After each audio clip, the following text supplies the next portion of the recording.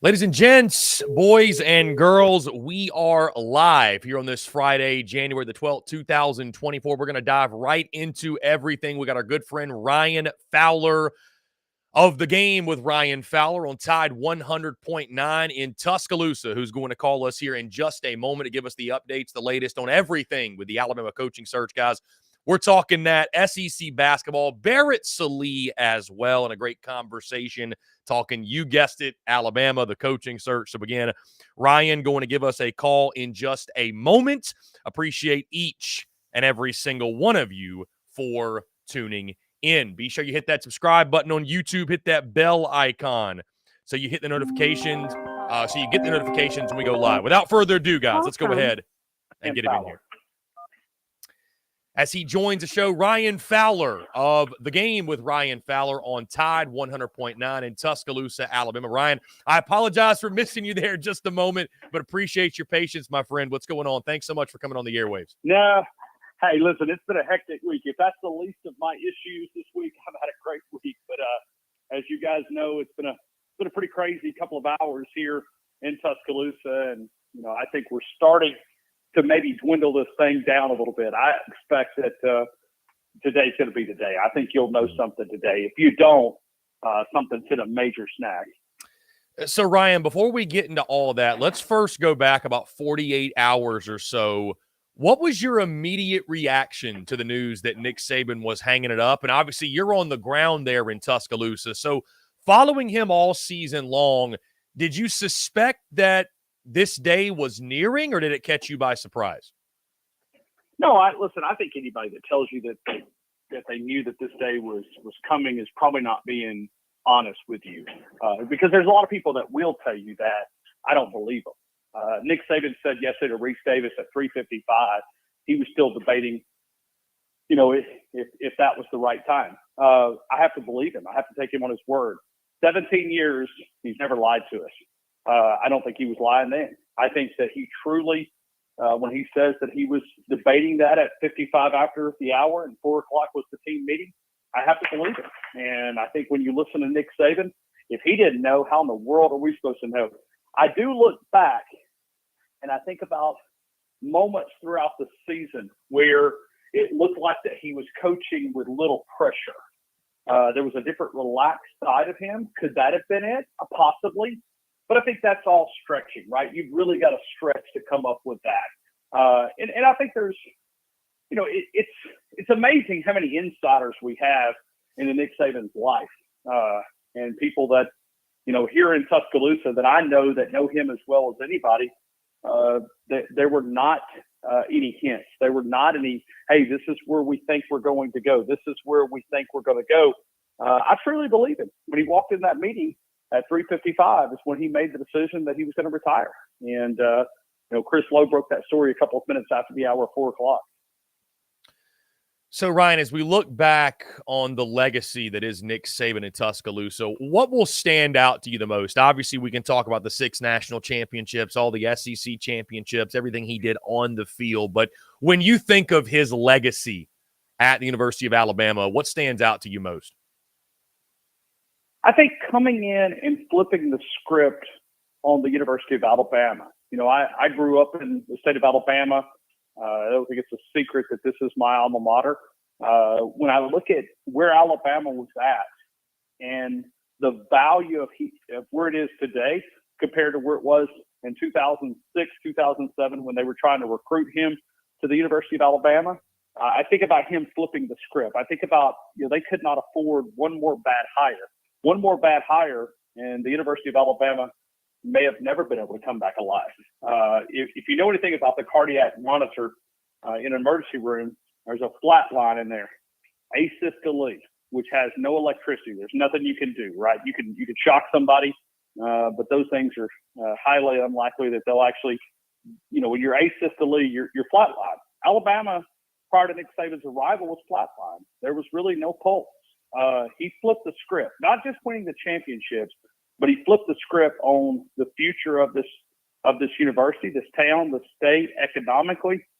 Can you even put it into a dollar figure when you think about doubling the student enrollment? Go through campus, drive through the buildings. I was here prior to Nick Saban's arrival. I remember the building, and you see the new construction here. You see the new dorms. You see new condos.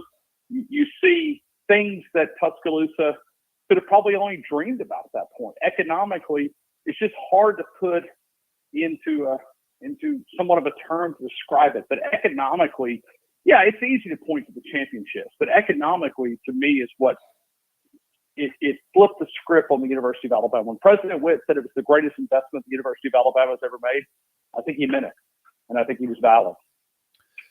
Now, Ryan, many of us, if not all of us, saw the videos that came out late on Wednesday, students gathering around the Nick Saban statue. But you're there in person, right? You're there on the ground, obviously, in Tuscaloosa. What was the mood like, and what's the mood been like around the city these last couple of days? It's been kind of crazy. I think been shocked would be the way to describe it. And also, I would say that, listen, the students are important at the University of Alabama. But you also have to remember they're here because of Nick Saban, right? I mean, they many of them, not all of them, many of them probably are like me that grew up in the state that wanted to come to the University of Alabama. But many of them are from out of state. They think they know the culture of the University of Alabama.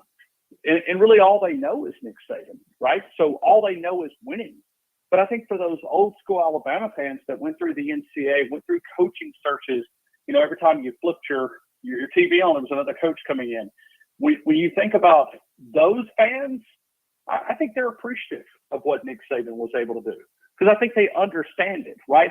To try to explain to a current student that's from New Jersey or from Chicago that Alabama struggled and that they couldn't afford to hire one more bad coach, I might as well walk up and speak Arabic to them because they don't really understand it. I mean, but for those who have got, let's say, 30 years and above, I think they understand what the University of Alabama was at and the crossroads that one more bad hire and Nick Saban flipped the outcome in the script against the University of Alabama. That's how I'll remember Nick Saban.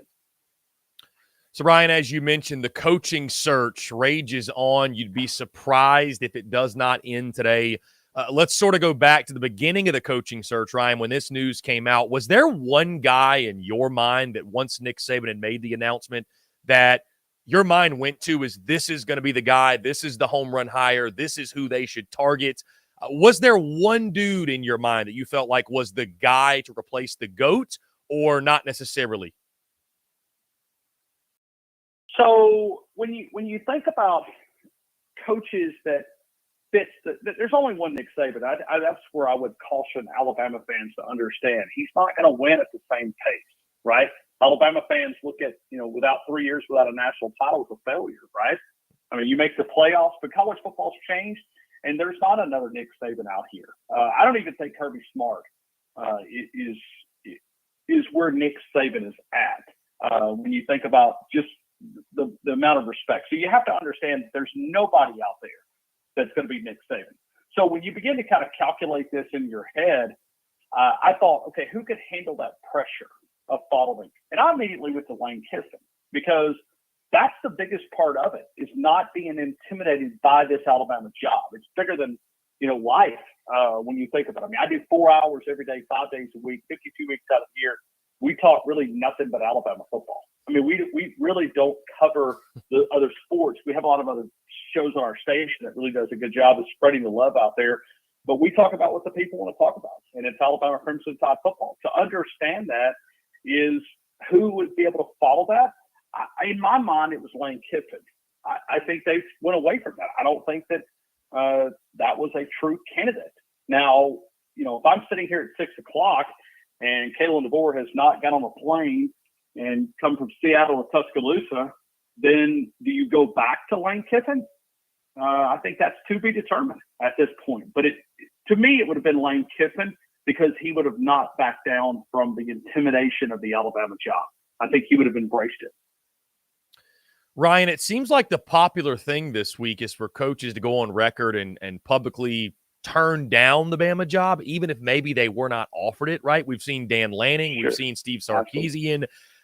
We've seen Mike Norvell put out something. Norvell just a couple seconds ago. What's your thoughts on – I just find it really interesting that guys are so eager to go out there and turn down a job that maybe they never had. Can you update us on that? I mean, do you think that Dan Lanning, was he the first target? Was Sarkisian a target? Or are these guys sort of marking themselves safe or marking themselves staying from something that never existed to kind of put a notch in their belt? Because the optics are great, Ryan. Like, hey, I turned down the Bama job to stay where I'm currently at, but it may not have even happened. Your thoughts on just these coaches going out there publicly, turning down the job, if you will? Yeah, I think it's just publicity, and I think that's why you're ended up right here with Kalen DeBoer. I think that's because you start marking off the list and you read the tea leaves. It seems to be more tea leaves that you can read in Seattle than are in other spots. Mike Norvell, I don't think that was ever an option. I look at Dan Lanning. The people that I spoke to here didn't think he was ready for the job. Just people that know him, the way that he coaches. He made a lot of rookie mistakes. And I know he's not a rookie, but I mean, he made a lot of young coaching mistakes. I don't think he was ready for this job. That's what I'm explaining. It's hard to understand the magnitude of this job. When I look at Sark, I heard that name strong for quite a while, but it kind of drifted away. In the middle of the night, to be honest with you, with the rumblings of Sark. But I think these coaches are just using it to create a deeper connection with their fan base, right? Hey, look, I turned down the Alabama job. See how much you should appreciate me? You should donate to my collective and help me, recruit the next 5-star. That's what these coaches are doing. I don't think these coaches truly are being even considered, but why not? I mean, coaches do things like this all the time for marketing. I think this is another one of those marketing decoys that has been thrown out there. Ryan, we saw Crimson Tide faithful react quite strongly to the idea that Dabo Swinney could be the next head coach for Alabama. Your thoughts on that? If Kalen DeBoer, let's just say, does not pan out, is there any chance that Dabo Swinney ends up in Tuscaloosa in your mind? It's I think you could do a lot worse than Dabo. I think you could, when you think about his pedigree, when you think about his ties to the University of Alabama, I'm a Dabo fan. I think what he's been able to do at Clemson, it's not an easy place to win. It's not an easy place to build a culture. It doesn't have that natural fan base. He's cultivated that. I think that's something that should be admired when you look at Dabo. It's the CEO part of it that I think that he would excel when you talk about recruiting, his connection and living room. I mean, heck, he's came in this state when most people, could not get a recruit out of the state of Alabama. He's been here several times and signed major players out of the state. So when you look at Dabo, absolutely, he would be a great hire. And you almost wonder if he would be a backup option, because you feel like if he was offered the job, he would backflip all the way to Tuscaloosa to get this job. Just my feeling. Was he offered the job? Have they had conversations? Who knows? If it's this afternoon and you're sitting there and you're going, okay, it's 5:30, we're starting to enter the weekend, and you don't have a coach, based on the timeline that Greg Byrne presented to the players, that 72-hour window, by my mark, it'll be 48 hours this afternoon, 4:03, 4:04. So then you begin to enter that final 24 hours. I just don't think it'll ever make it that far. But Dabo could be a guy that you could circle back to, because you feel like if there's anybody that would say yes, it would be Dabo. So, Ryan, you seem pretty convinced that Kalen DeBoer is going to be the next head coach at Alabama. I'm not, saying that you're 100%, but it sounds like things are pointing in that direction, no? Yeah, I mean, I think he would probably be at this point, probably that number one candidate. But listen, I warn people, this is a coaching search. Greg Byrne, I mean, let's go back to what he said a couple of days ago. And I can find it. Maybe if you can find it very quick. Next time I talk to you publicly will be to announce our new coach. If you don't hear it from me, don't believe it. I believe him by what he said, because I know how he operates a coaching search. And many times you don't hear absolutely anything until that coaching search has been finalized. So to go back, it's almost like the more I hear about Kalen DeBoer, and it's kind of like the Dan Lanning thing. The Dan Lanning thing was growing too rapid, and I'm going, man, these people don't know. It's more of, quote, insiders. And so when I look at Kalen DeBoer, I think he would probably be that number one target right now. But that's based on, absolutely nothing, to be honest with you, other than just some people that I've talked to out in Seattle. Let me say this. If you interviewed them, if you went out and got some media folks from out of Seattle, they're very nervous about losing Kalen DeBoer. I got calls yesterday morning, started early from out there, that they were already hearing some rumblings. So do I think he's probably the number one guy? I do, but I don't know if, will he get the job? It would be just an educated guess at this standpoint. Ryan, if it is Kalen DeBoer, your thoughts on that hiring? I mean, I think that anytime an outsider, quote unquote, comes to the SEC, whether it be via West Coast, Midwest, does not matter. There's always some uneasy feelings. So, I mean, do you think that would be that slam dunk hire folks were looking for? Would you sense some uneasiness? What are the feelings when they hear the name Kalen DeBoer and potentially him being the next head coach? They doubted Nick Saban when he was hired. They're going to doubt Kalen DeBoer. I mean, I'm just telling you, it's going to happen. You're going to have a lot of people that are going to look at the credentials. You're going to have a lot of people that talk to the people that I spoke to. I talked with a assistant coach last night at a very prominent school, and he said, let me tell you, he is as X's and O's solid as any coach I've been around. Those are the type of things that, it will be up to his press conference to be able to sell that, to be able to rejuvenate some of that energy. Alabama fans might have become a little bit complacent. I think now is a chance to maybe show that energy. 92,000 in Nick Saban's first spring game.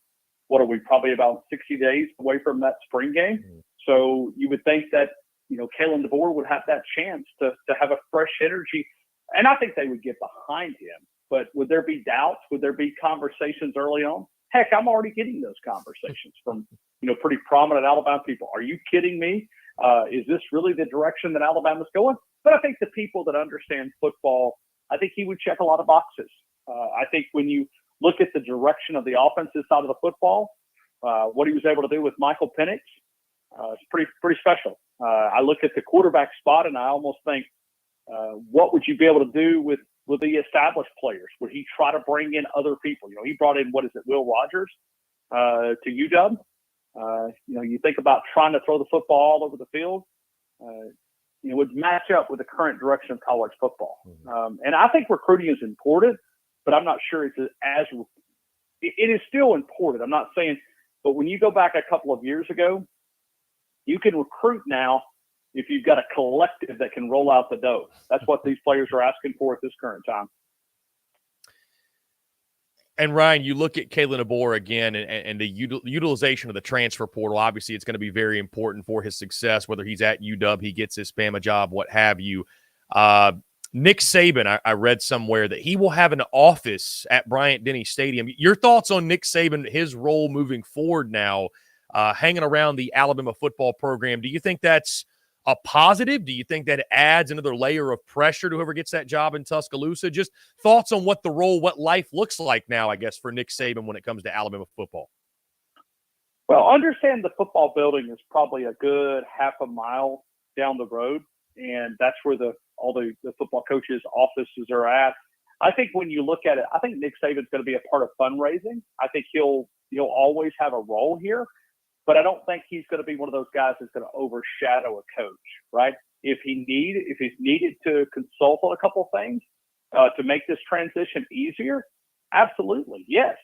But to say that no, that he's going to be a guy that's just going to microscope and he's going to be out of the practice field, I don't think that's going to happen. But to have a role, absolutely. And can you imagine Nick Saban being a fundraiser to go out here and spend time raising money for the University of Alabama? He may bring in a ton of cash for that next head football coach. So can he be an asset? And I think Coach Mal Moore did this for Nick Saban. He was that guy that kind of kept it all together from a booster standpoint that raised $240-something million. So when you think about Nick Saban, you might be able to surpass that when you think about the fundraising opportunities. Ryan C. Fowler, host of The Game with Ryan Fowler on Tide 100.9 in Tuscaloosa. Ryan, one last thing, and I'll get you out of here on a fun note. When you look back on the Nick Saban era at Alabama, favorite memory from his time in Tuscaloosa? Wow. I guess the time that Nick Saban called me a pretty nasty term. I won't say it on the air because it would be inappropriate, but I remember asking for a Nick Saban liner, and I got my liner, which is just, hey, this is Nick Saban, and you're listening to The Game on the flagship home of Alabama Crimson Tide football, Tide 100.9. At that point, we were Tide 102.9, and he cut that liner. After he cut it, he goes, who is this blankety blank guy? And you got to understand Nick Saban. I'll never forget texting A.J. McCarron after that, and I said, Nick Saban just called me a blankety blank. He goes, oh, man, that's a badge of honor. Join the crowd. That first time. And so, yes, that's been several years ago, but that was a story that I guess will always be. But just the education that I received as a media member sitting on that front row, not about football, but about life and about how to manage people and to be that ultimate leader. It's pretty awesome to be able to stand in front of him and to listen. It's pretty awesome to be able to sit there and take notes and watch him manage this organization. I'm a better person because I followed Nick Saban for 17 years. Well said, Ryan. I appreciate you taking the time, my friend. Thank you so much. Keep up the great work. And again, I know you're going to be staying busy as we await word, potentially this coaching search ending sometime later today. My friend, thank you so much. I appreciate it. You are more than welcome. Appreciate you guys. You guys have a great rest of your day. Thank you. Yeah, man. You too. Thanks so much. Ryan C. Fowler of The Game with Ryan Fowler on Tide 100.9 Tuscaloosa, guys. Interesting to get word from someone right there in the middle of the situation. It sounds like if this thing is not finalized by end of day, things may have gone a little bit sideways. Is it Kalen DeBoer? Is it somebody else? We shall see. Going to be a lot of fun to follow, guys. We're going to jump into a quick break. On the other side, our good friend Barrett Sallee of CBS Sports, he joins the show to talk all things, you guessed it, the Alabama coaching search, Nick Saban's retirement, Florida State getting hit by the NCAA, and much, much more, guys. All that on the side of this break. You're tuned in to SEC Unfiltered Live. Yo, you think Dallas' Power 4 gonna drop 30 tomorrow? Boy, you tripping. Did you see his mom made a post about going to the game? What? Hold up. His mama gonna be there? He's been averaging like 34 points a game when she's there. At least 40 when she be on that Jumbotron. He don't like to let his mama down. Pick more, pick less. It's that easy. Cash in on your sports fandom with Prize Picks.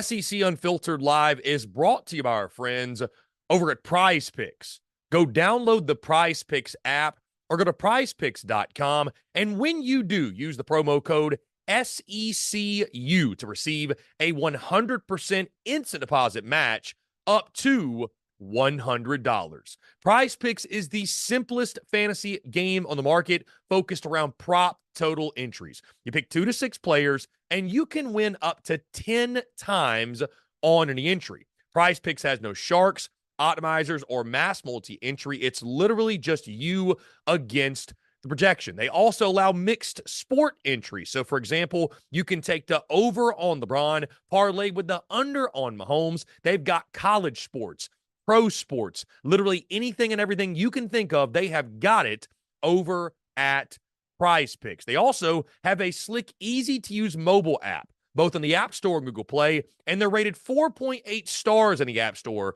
with rave reviews. So many fans and listeners of SEC Unfiltered have made tons of money with our friends at Prize Picks, and you should as well. So again, go download the Prize Picks app or head over to prizepicks.com, and when you do, use that promo code SECU to receive a 100% instant deposit match up to $100.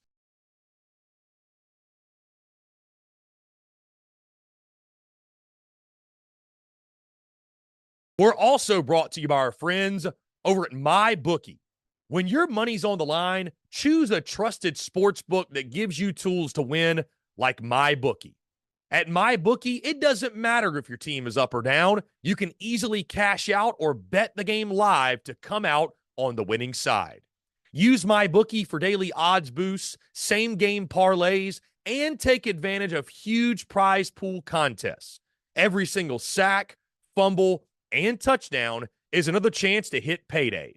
To get started, go to mybookie.ag, and on your first deposit, use promo code SECU to grab a deposit match up to $1,000. Try the MyBookie money bag as well to grab a potential Super Bowl frontrunner at long shot odds, plus 38,000 on the Eagles and Chiefs. You won't find odds like that anywhere else. Bet anything, anytime, anywhere, only with MyBookie. Finally, SEC Unfiltered Live is brought to you by our friends over at Roback. Guys, if you haven't heard of Roback before, it's time to check them out. It's safe to say I'd bet on these guys any day of the week because I absolutely love their gear. I couldn't be more pumped to work with Roback. It's simply some of the most comfortable gear that I own. From the performance polos to the hoodies and the joggers, it's some of the best fit and best feel around. Roback's performance hoodies are some of the best pieces of clothing I've ever worn. I can't emphasize how soft these things are with great stretch and breathability. They're simply some of the best hoodies out there. Odds are, guys, if you see me during football season, baseball season, basketball season, or just here on SEC Unfiltered Live, you'll more than likely see me in a Roback hoodie.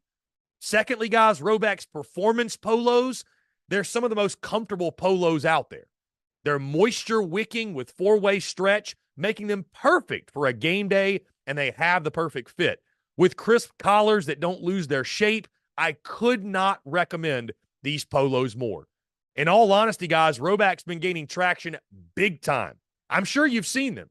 They've been working with some of college football's biggest stars, such as Alabama's quarterback Jalen Milroe and former LSU head coach Ed Orgeron. So go check them out now and use the promo code SECU on Roback.com for a generous 20% off your first order. That's spelled RHOBACK.com. 20% off all bottoms, Q-zips, hoodies, and more with the promo code SECU.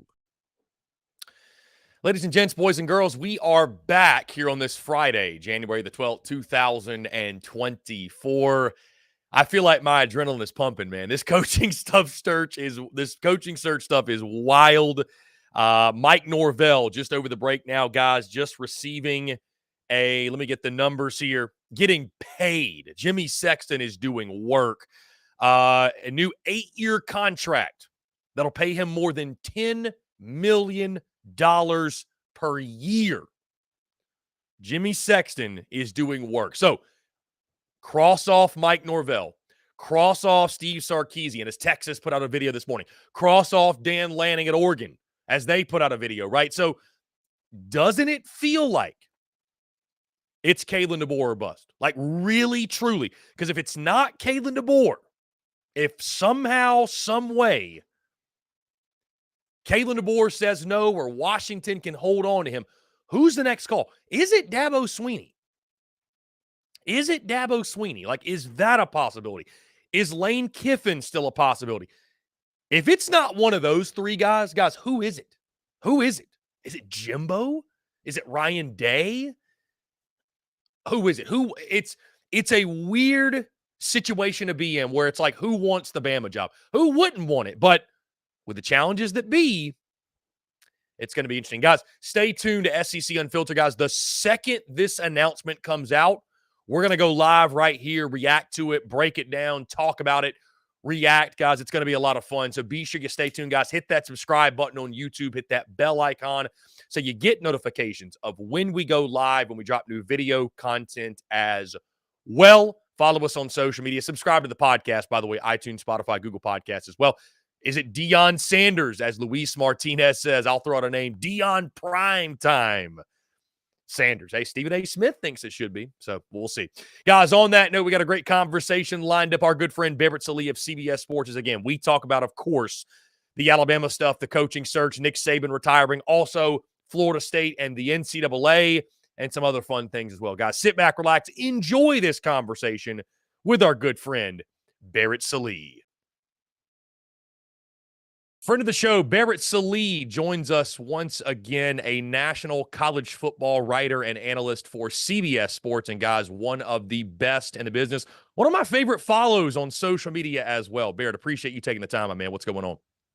Not much, man. Quiet week after the national championship game, but I appreciate the kind words, and there will be money deposited into your Venmo account later on after that, for the nice introduction. Well, hey, Barrett, before we dive into everything college football, like you mentioned, slow news week, the Braves just re-signed Max Fried and A.J. Minter, I believe, to one-year contracts. Your thoughts on the Braves going into this season? And believe it or not, we're just a couple months away from opening day. Do you feel like, can they finally get past the Phillies in the playoffs? By the way, I'm a Braves guy myself, so there's nothing more frustrating than losing to the Phillies or the Mets. Mm-hmm. Did they finally get it done this year? Well, they don't ever love to the Mets, so we don't have to worry about that. But, the Phillies, I think, as well, too. I just worry about the Dodgers. I mean, that all-star team is insane. But, love A.J. Minter, obviously love Max Fried. Avoiding arbitration with both of those guys is big. They just signed Alex Anthopoulos to a huge deal as well. Probably the biggest news of the offseason with Alex Anthopoulos, with what he's been able to do. So I think they'll be fine in LCS against the Dodgers. That's where, what happens, we'll see. But the Phillies, I'm not worried about. The Dodgers, very much so. Champagne problems for fans of the Atlanta Braves, thinking back, especially, I remember when they were winning 60 games in a season. So these are good. I remember it too. Yeah. So, Barrett, let's get into everything. But we're coming up on 48 hours or so that Nick Saban officially hangs it up, retires, if you will. Your immediate reaction to the news? Chris, I honestly was not that surprised. I was on CBS Sports HQ after the Rose Bowl, and I said there was a 50-50 shot. And the reason I said that was because of how he kind of looked on the podium in that post-game press conference. He looked content. And how often has Nick Saban looked content after a loss, much less a loss like that in overtime in a college football playoff game? It's never happened. And so it goes back to something you can sort of connect some dots. One, normal Nick Saban would have never gone on the Pat McAfee show every single week. Like, that's just it. That would never happen because his nose would be to the grindstone all the time.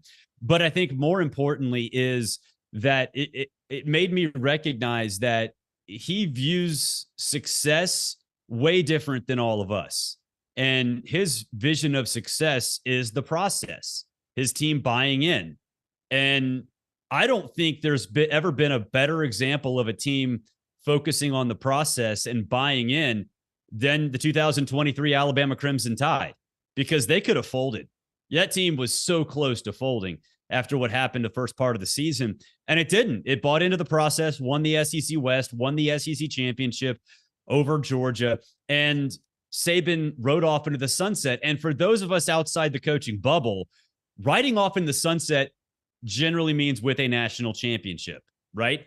I think for Nick Saban, riding off in the sunset means being proud of a team. And he said on that podium that he's the most proud of this team than any other team. He's more proud of this team than even the national championship teams. So he is riding off into the sunset, and he's doing it at the top of his game, and he's doing it after coaching one of the more remarkable seasons in Alabama history. So, I wasn't surprised. Did I think he would actually do it?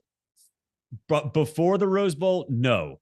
But honestly, after watching that press conference and connecting some dots, yeah, I thought it was a 50-50 shot. I thought it was much more likely maybe than a lot of other people. And Barrett, I think we all knew it was coming sooner rather than later, obviously. It's funny. I was asked like 2 days before it happened, do you think Nick Saban's going to retire? And I felt like obviously within a 3 to 4 year span, it was coming. It'd be a shocker when it did, just because you can't imagine college football without Nick Saban. But I especially thought, again, like you mentioned, that disappointing Rose Bowl, the team they're going to have next year, Jalen Milroe had announced he's coming back. A lot of the young contributors on that team, they're coming back next season. It really surprised me And he talked about with Reese Davis in an interview now that's been out with SportsCenter about the mental grind and the toll this season took. How much of that, Barrett, because you mentioned obviously the progression of this football team. I mean, what they were, and I think it was week 3 or week 4 against South Florida to the Rose Bowl. I think it's one of his best coaching jobs in his tenure. But how much of that mental toll do you think was on field? How much of it do you think was off field with the ever-changing landscape of college football, NIL, portal, expanded playoff, things that he's been pretty outwardly spoken on that maybe he's not such a huge fan of? Yeah, that's a big part of it. I've talked to a lot of coaches, and the calendar from mid-November till right now is taking a toll on everybody. I've talked to coaches that say they don't have Christmas. I think Hugh Freeze got a lot of heat after they lost the Music City Bowl because he said he was more focused on recruiting and not the game plan. I've had multiple coaches tell me they didn't even show up to practices because they were too busy recruiting and talking to kids in the transfer portal, all that stuff. It's, for a guy like Nick Saban, who's 72 and has previously stated, 2-3 years ago, that he's enjoying life more as a grandparent, seeing his grandkids, going to the lake, all of those things you can sort of put together and say, you know what? Yeah, for some coaches, you could probably deal with it a little bit. But a 72-year-old who has devoted a little bit more time to enjoying the things in life that he's never really had a chance to enjoy, why bother? Why bother? If you find the right time, and he did, then you have to move on. So, I'm sure he likes the transfer portal in the sense that he can replenish his roster. Of course, he's Alabama. You open the door and people will just walk in, right? But he shouldn't have to do that. And he shouldn't have to re-recruit his own team. It's a pain, So I think that certainly it was a big reason he hung it up. And honestly, I think that's going to be a problem in the coaching industry in the SEC moving forward, not the SEC, in the entire college football world moving forward, because you've got these guys that love it, right? Kirby Smart will be fine. He can deal with all of this. Lane Kiffin, sure, he can deal with all of this. Portal King, whatever. They like this stuff. But there are a lot of people who don't. And if you're an assistant right now, or you're trying to finally get that head coaching job, if you're my age, 43, and you haven't got a head coaching job yet, why would you keep doing this? Just go to the NFL and coach ball, even if it's a step back in terms of title. So, yeah, I think Nick Saban, from a head coaching perspective, you can look at that as a reason he kind of he was done, the reason he made this decision. But I also think it's going to become an epidemic in the assistant ranks as well in college football, because it's not easy. It's not fun. Barrett, switching gears ever so slightly again, you've been talking college football for quite a while now, talking SEC football specifically for quite a while. When you think about Nick Saban, what does he mean to you specifically? Well, it's easy to say he's the greatest coach of all time because he is, but I think a lot of people focus on the results and end it there, which is fine because he's the greatest of all time when you focus just on that. But he's the greatest recruiter of all time, revolutionized recruiting, because you go back and look at those days at Alabama when he was going up against Urban Meyer on the field and in the living room of every high school recruit. Everybody had to keep up. Everybody had to follow in Saban's path because Urban was doing it great. Nick did it even better than that. So in the age of recruiting budgets and all the money that's pouring in before the NIL stuff, Nick Saban is the reason why. And then you look at the NFL draft. You have 44 first-round picks at Alabama. That's insane. That's almost impossible. So in terms of getting players to live out their professional dreams, the greatest at that. And then I wouldn't say he's a de facto czar, right? I saw some people saying he's going to go be the commissioner of college football or the czar of college football. No, he's not going to do that now, because he already was that. That's what his job was off the field. And he didn't even get paid for it. He just voiced his opinion, whether it be, talking about way back when the +1 system for the playoff, which more or less is what the 14 playoff became, whether it be, setting the tone for early season neutral site kickoff games, because he was the first guy that did that. Him and Tommy Bowden did the first Chick-fil-A kickoff game with Alabama and Clemson back, I think it was 2007. Again, influx of cash because he decided to buy in to what Gary Stokan, the CEO of the Peach Bowl, sold him on. And that goes beyond that. It goes to 10-game conference schedules. He's been fighting for that. Full Power 5 schedules for, he's been the driving force, and he always hasn't gotten what he wanted, but he's pushing the sport in the right direction. Even if it's not exactly the way he wants it, it's better than what it was because of Nick Saban. Now, Barrett, you've got a piece out right now on CBSSports.com. Highly encourage folks to go check it out. If they don't know where to find it, go to your social media page. It's a couple of posts down. But you talked about the top moments of Nick Saban's career, from the rants that he had, the getting feisty with Maria Taylor, NIL comments, rat poison. What's your favorite moment, if you had to pick one from the Nick Saban era at Alabama specifically? The Maria Taylor one is great. But the more underrated one, and this is a family-friendly show, but when Georgia Southern ran through them like through his tin horn. I mean, it was awesome. It was hilarious. It was true. And it was incredibly old school country West Virginia, because it was like his history, his youth was coming out, right? Because even if he says stuff like the rat poison thing or whatever to motivate his team, it's not like that. It was like a moment where he was actually true to himself and wasn't like CEO Nick. And that one, to me, it stands out. And it was one of, if you go back and watch the highlight too, he says it, and then he almost laughs at himself because he's like, that's not what that's not me. I'm supposed to be corporate. I'm supposed to be, a guy that, focuses on getting hibachi hands right now. I'm getting Nick Saban hibachi hands right now. But that one stands out to me. It's not one of the more talked about quotes, but it was hilarious. So, Barrett, with the retirement of the GOAT, the coaching search begins, and this is a coaching search unlike any other. We sit now on this Friday morning, 10 a.m. or so, and we talked about it off air. You mentioned this thing is going to move very, very quickly, and Bama has to move quickly because now this entire roster now has 30 days to hit the portal, and as well as I do, it's going to be open season on that Alabama roster that, is chock full of talent. Obviously, to keep this thing, the train on the tracks, you got to move quickly. So, we've seen already Dan Lanning, he announces, nope, I'm staying at Oregon. Steve Sarkisian, he comes out on social media, hook 'em. Mike Norvell even comes out and says, go Noles. Do you buy into what these coaches are saying on social media? I mean, I think it's one of those things where we've seen, I think even with Nick Saban himself denying, I'm not going to take the Miami Dolphins job. I'm not taking the Alabama job. Like, do you read into that a lot? If you're hearing anything of late, obviously I know Kalen DeBoer is the name that's coming up. Maybe Dabo Sweeney's name. All of a sudden he's becoming a favorite in Vegas to get this job. Your thoughts on the coaching search to this point and what we've seen with the names that have been coming up, if you will? Yeah, to me, Dan Lanning and Steve Sarkisian used Alabama because now they can say, even if they were never offered or even ever really considered, I turned down Alabama. So, it's the recruiting pitch, right? Like, it doesn't even matter if it's real. It has nothing to do whether it was real or not. They can say that to recruits and transfer kids and all that other stuff, and that's going to resonate. And I don't think either one of them was offered. I think Dan Lanning would have done a great job. I think Steve Sarkisian would have done a great job.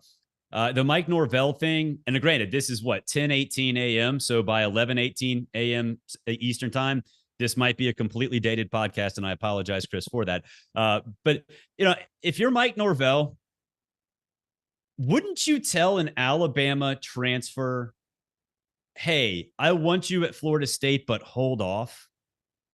Right? Like, because the dude, the kid didn't transfer from anywhere. He transferred from Alabama, and he's already been announced by the school. So he can't go anywhere. If you're Mike Norvell and you have any dignity, wouldn't you tell him, hey, dude, hold off? I don't know. Like, that's my mindset with them. Now, Kalen DeBoer, canceling his radio appearance on Friday morning in Seattle is definitely interesting. You can read some tea leaves there. I I don't know, man. The Dabo thing, you heard the guys, the fans chanting anybody but Dabo. What was that, Wednesday night? Mm-hmm. The shine should not have come off of Dabo, right? Like the DJ year sucked. Cade did the offense this year under Garrett Riley was not what we thought it would be, but he's still Dabo. He's still an Alabama guy, and a new fresh start I think would help. And I've always likened this Dabo. I've kind of done a 180 on this, right? I've always thought the Dabo Alabama thing would never happen because Dabo built Clemson into a superpower. And he did it using a real estate analogy. He built his own house.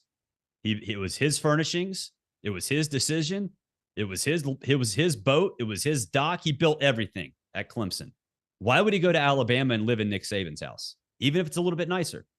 But now, after what's gone on at Clemson and 3 straight subpar seasons, I wouldn't say that he's fallen out of favor with them, but he's not the legend that maybe they thought he would be. So now maybe you do go to Alabama. The thing is, if you're Alabama, if you're Greg Byrne, you have to get reassurance from Dabo that he's going to use the transfer portal the way he should, and he's going to use NIL the way he should. And Dabo's a little stubborn, but if Dabo has that assurance or provides them that assurance, then I think it could happen. There's another problem too. Alabama's NIL collective is not necessarily what others are. It's still good, but it needs to be better. So I don't know if that's going to matter in terms of some coaches. But if Dabo comes out and says, "Yeah, I want to use NIL. I'm going to use transfer portal," and then he gets in a situation where he can't do some things, that could be a little disconcerting too. Barrett, in your opinion, is there a guy out there that you think would be the perfect fit? Is there that home run out there for Alabama? Again, we've mentioned, let's just pretend that Dan Lanning, Sarkisian were possible or they were off, whatever. Like when this job came open, was there a guy that came top of mind for you? You said, this is the next coach. This is the guy they've got to go get. They go get him. He's going to pick up right where Nick Saban left off. No, that guy doesn't exist. Like flat out doesn't exist. Yeah. Could Lane Kiffin do it? Yeah, I think Lane Kiffin could do it, but not immediately. So, yeah, I mean, you never want to be it's like Bobby Bowden, what Bobby Bowden said. You never want to replace a legend. You want to be the guy who replaces the guy who replaced a legend. And that's not to say necessarily that's applicable to this Alabama coaching search, because it's not. I do think Alabama can stay at an elite level, but I think we'd all be kidding ourselves if anybody predicted Alabama to go into the 2024 season and go undefeated, which is something that happens a lot preseason, or even just be a one-loss team, because it's so uncertain. It's so new to us, no matter who the coach is. And Barrett, you mentioned this earlier about Kalen DeBoer obviously canceling his radio appearance Friday morning. That feels like a pretty good sign that things are at least progressing to where he may be named the next head coach. Let's just say they do land Kalen DeBoer. What would your thoughts be on that hiring? He's obviously done great things at Washington. It's somewhat of a small sample size, but the turnaround there has been wildly impressive, obviously making an appearance in the national title game. I mean, like you mentioned, there's no true home run hire, but that'd be doing pretty well in my opinion. What say you? Yeah, I'd be fine with it. I think maybe the view of how he would be received, because he's not a Southern guy, he doesn't have Southern ties, doesn't know the high school, all that stuff, those would be out there. But I think what has sort of become more prominent over the last couple of seasons is going out and hiring a winner is fine. Going out and hire a dude who can win consistently at every level and has shown it is perfect. Now, you got to hire a pretty good staff, and you have to have a mix of your own guys and Southern guys or whatever. I get that. But I'd be totally fine with Kalen DeBoer because he's won everywhere he's gone. And there's nothing to suggest that he won't win at an even higher level than he did at Washington. And, it's not like the dude is Brian Harsin and won at Boise State. The guy went to a freaking national championship game. So I think, yeah, they'd be doing just fine with Kalen DeBoer. Barrett, outside of Georgia, because I feel like that's pretty obvious, who in the SEC benefits most from Nick Saban hanging it up? Ooh, That's a really good question. I would say, man, I was going to say Josh Heupel in Tennessee, but if Lane doesn't get the Alabama job, Lane Kiffin, because slowly but surely he's gotten to a point where, he's the New Year's Six coach. He's led them to an 11-win season, first 11-win season in program history. He's the portal king. Their portal's still open for Alabama players, right?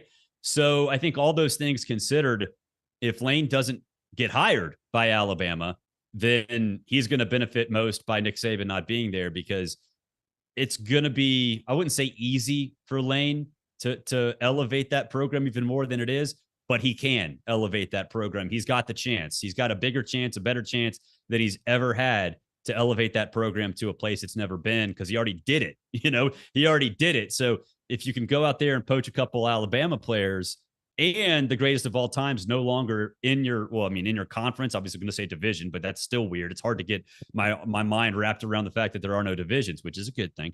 But probably Lane Kiffin and Ole Miss.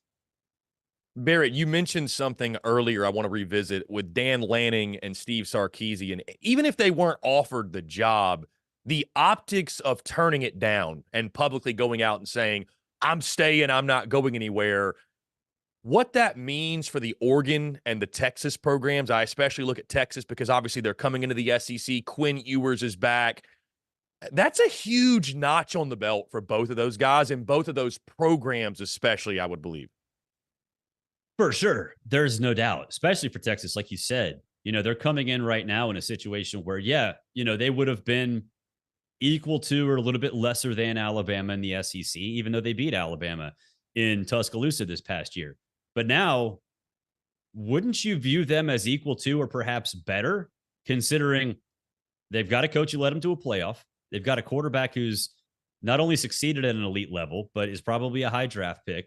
You've got a guy in Steve Sarkisian who is a portal king. He has money everywhere. I mean, everywhere for Texas. It's a huge benefit for Texas. And for Oregon, it's interesting because by Dan Lanning saying that he's staying and sort of inferring that he turned down the Alabama job, he can sell this to recruits as, hey guys, we don't have a Pac-12 anymore. We're the class of the West Coast, and you get to go play Big Ten teams all the time. Like that's a really good sales pitch. Oh, by the way, Phil Knight bankrolls us. Oregon, as a result, is, I think, going to be equal to the Michigans and the Ohio States of the Big Ten. Now, Barrett, again, like I mentioned, you're a national college football analyst, if you will, so I can't help but ask you about this latest thing with the NCAA and Florida State. What did FSU do to the NCAA? Because it's one thing after another. Now the sanctions come out for NIL-related issues. I feel like the NCAA is a bit of a joke. That's probably an understatement, if you will. But, I mean, it's just they're kind of picking and choosing, it feels like, who to go after. We just had a national champion that the coach missed half the season because of a cheating scandal, if you will. I won't even dive into that. But your thoughts on the latest from the NCAA kind of picking on Florida State again, if you will. Yeah, it's something that we kind of heard about because I think this has been a little bit of I wouldn't say a long time coming, but the NCAA has had its focus on the state of Florida for NIL-related stuff for a long time. And it's not because any of those schools are doing anything different. It's because the laws were enacted faster. They were one of the first states, and the law is really, it can be interpreted very loosely. And so because of that, the NCAA is short-staffed. They don't have a lot of employees, especially when it comes to enforcement. They've hired some more people, but, you're not talking about the FBI and, government spending the way that maybe some people out in Washington, D.C. spend.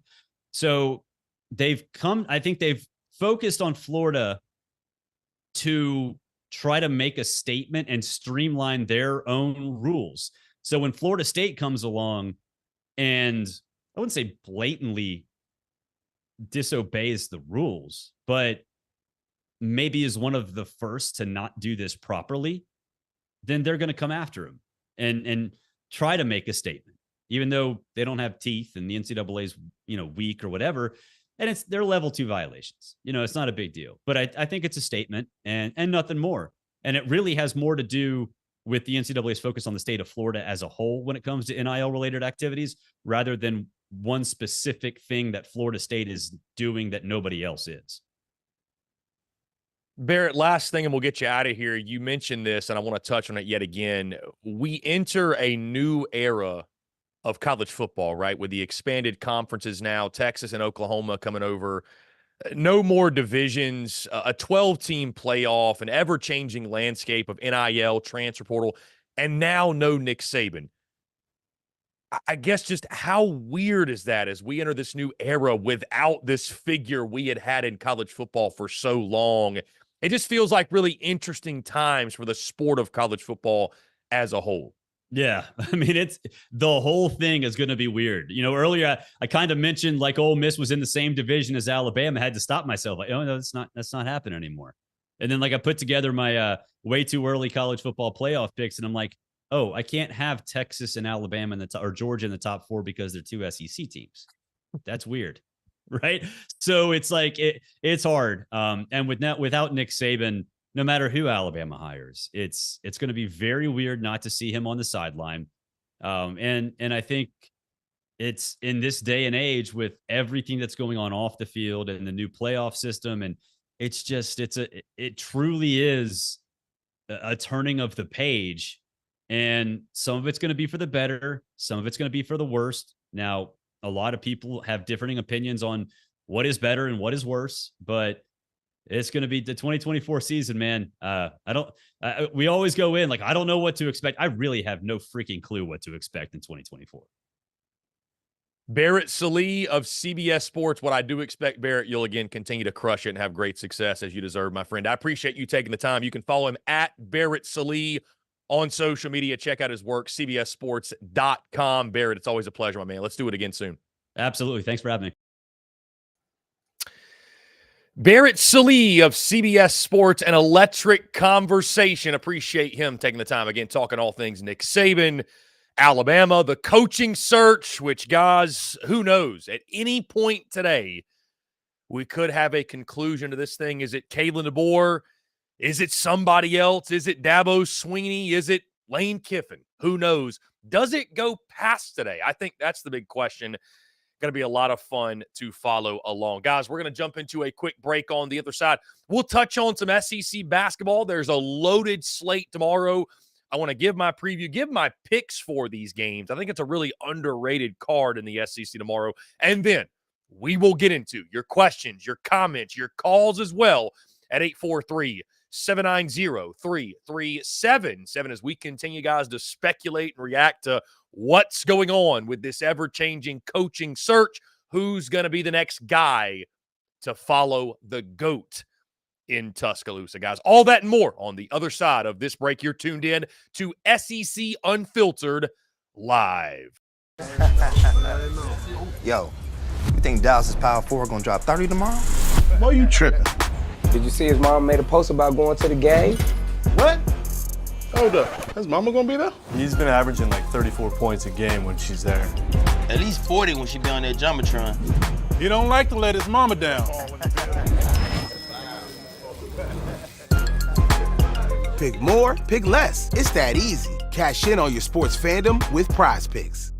SEC Unfiltered Live is brought to you by our friends over at Prize Picks. Go download the Prize Picks app or go to prizepicks.com. And when you do, use the promo code SECU to receive a 100% instant deposit match up to $100. Prize Picks is the simplest fantasy game on the market, focused around prop total entries. You pick 2 to 6 players, and you can win up to 10 times on an entry. Prize Picks has no sharks, optimizers, or mass multi-entry. It's literally just you against the projection. They also allow mixed sport entry. So, for example, you can take the over on LeBron, parlay with the under on Mahomes. They've got college sports, pro sports, literally anything and everything you can think of. They have got it over at Prize Picks. They also have a slick, easy-to-use mobile app. both in the App Store and Google Play, and they're rated 4.8 stars in the App Store with rave reviews. So many fans and listeners of SEC Unfiltered have made tons of money with our friends at Prize Picks, and you should as well. So again, go download the Prize Picks app or head over to prizepicks.com, and when you do, use that promo code SECU to receive a 100% instant deposit match up to $100.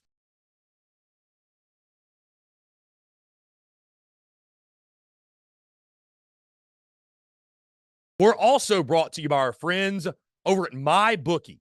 When your money's on the line, choose a trusted sports book that gives you tools to win, like MyBookie. At MyBookie, it doesn't matter if your team is up or down. You can easily cash out or bet the game live to come out on the winning side. Use MyBookie for daily odds boosts, same-game parlays, and take advantage of huge prize pool contests. Every single sack, fumble, and touchdown is another chance to hit payday. To get started, go to mybookie.ag, and on your first deposit, use promo code SECU to grab a deposit match up to $1,000.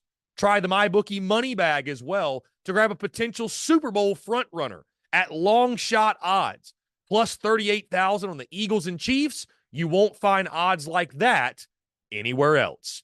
Bet anything, anytime, anywhere, only with MyBookie. Finally, SEC Unfiltered Live is brought to you by our friends over at Roback. Guys, if you haven't heard of Roback before, it's time to check them out. It's safe to say I'd bet on these guys any day of the week because I absolutely love their gear. I couldn't be more pumped to work with Roback. It's simply some of the most comfortable gear that I own. From the performance polos to the hoodies and the joggers, it's some of the best fit and best feel around. Roback's performance hoodies are some of the best pieces of clothing I've ever worn. I can't emphasize how soft these things are with great stretch and breathability. They're simply some of the best hoodies out there. Odds are, guys, if you see me during football season, baseball season, basketball season, or just here on SEC Unfiltered Live, you'll more than likely see me in a Roback hoodie. Secondly, guys, Roback's performance polos, they're some of the most comfortable polos out there. They're moisture wicking with four-way stretch, making them perfect for a game day, and they have the perfect fit. With crisp collars that don't lose their shape, I could not recommend these polos more. In all honesty, guys, Roback's been gaining traction big time. I'm sure you've seen them. They've been working with some of college football's biggest stars, such as Alabama's quarterback Jalen Milroe and former LSU head coach Ed Orgeron. So go check them out now and use the promo code SECU on Roback.com for a generous 20% off your first order. That's spelled RHOBACK.com. 20% off all bottoms, Q-zips, hoodies, and more with the promo code SECU. Ladies and gents, boys and girls, we are back here on this Friday, January the 12th, 2024. Welcome, by the way, to all of our new viewers, guys. The audience on X right now is incredible. The audience on YouTube as well, guys. Thank you all so much. In case you don't realize, we do this every day. We go live noon to 2 p.m. Eastern, talking an array of topics. We have a daily guest or two every day. And at the end of show every single day, we take your questions, your comments, your calls at 843-790-3377. We want you to be a part of the show. I want to hear from you. You can text that number as well, 843-790-3377.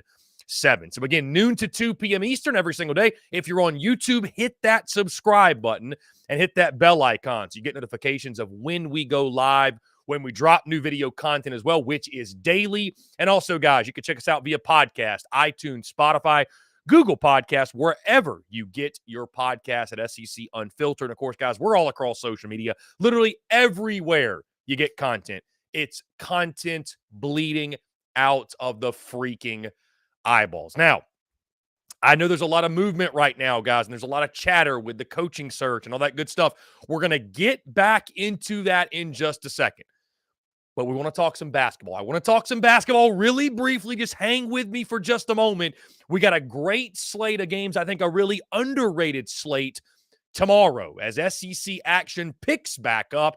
This is our weekend shoot-around that we do each and every single Friday before SEC play begins. So without further ado, guys, let's go ahead and get into it. We start in Athens, Georgia. The Georgia Bulldogs host the 5th-ranked Tennessee Volunteers. This is a noon tip in Athens on ESPN2. Georgia's been a really, really nice story early on in this season, guys, or throughout this season. A team that was obviously picked near the bottom of the league. And it's funny with Georgia. I feel like Georgia, they don't get a lot of credit because if it's not football, folks look and say, okay, well, Georgia doesn't really care, right? They don't invest in other sports like they do football. All of a sudden, you look at this team. They got a couple of veteran guys on this group. Round ball starting to matter in Athens again. Round ball starting to matter.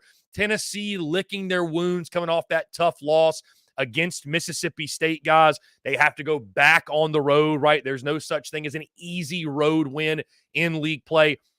I do think Tennessee, though, guys, I think their physicality, I think they're going to bounce back in the right way. I think Rick Barnes will have his team ready to go. I'm taking the Tennessee Volunteers on the road here.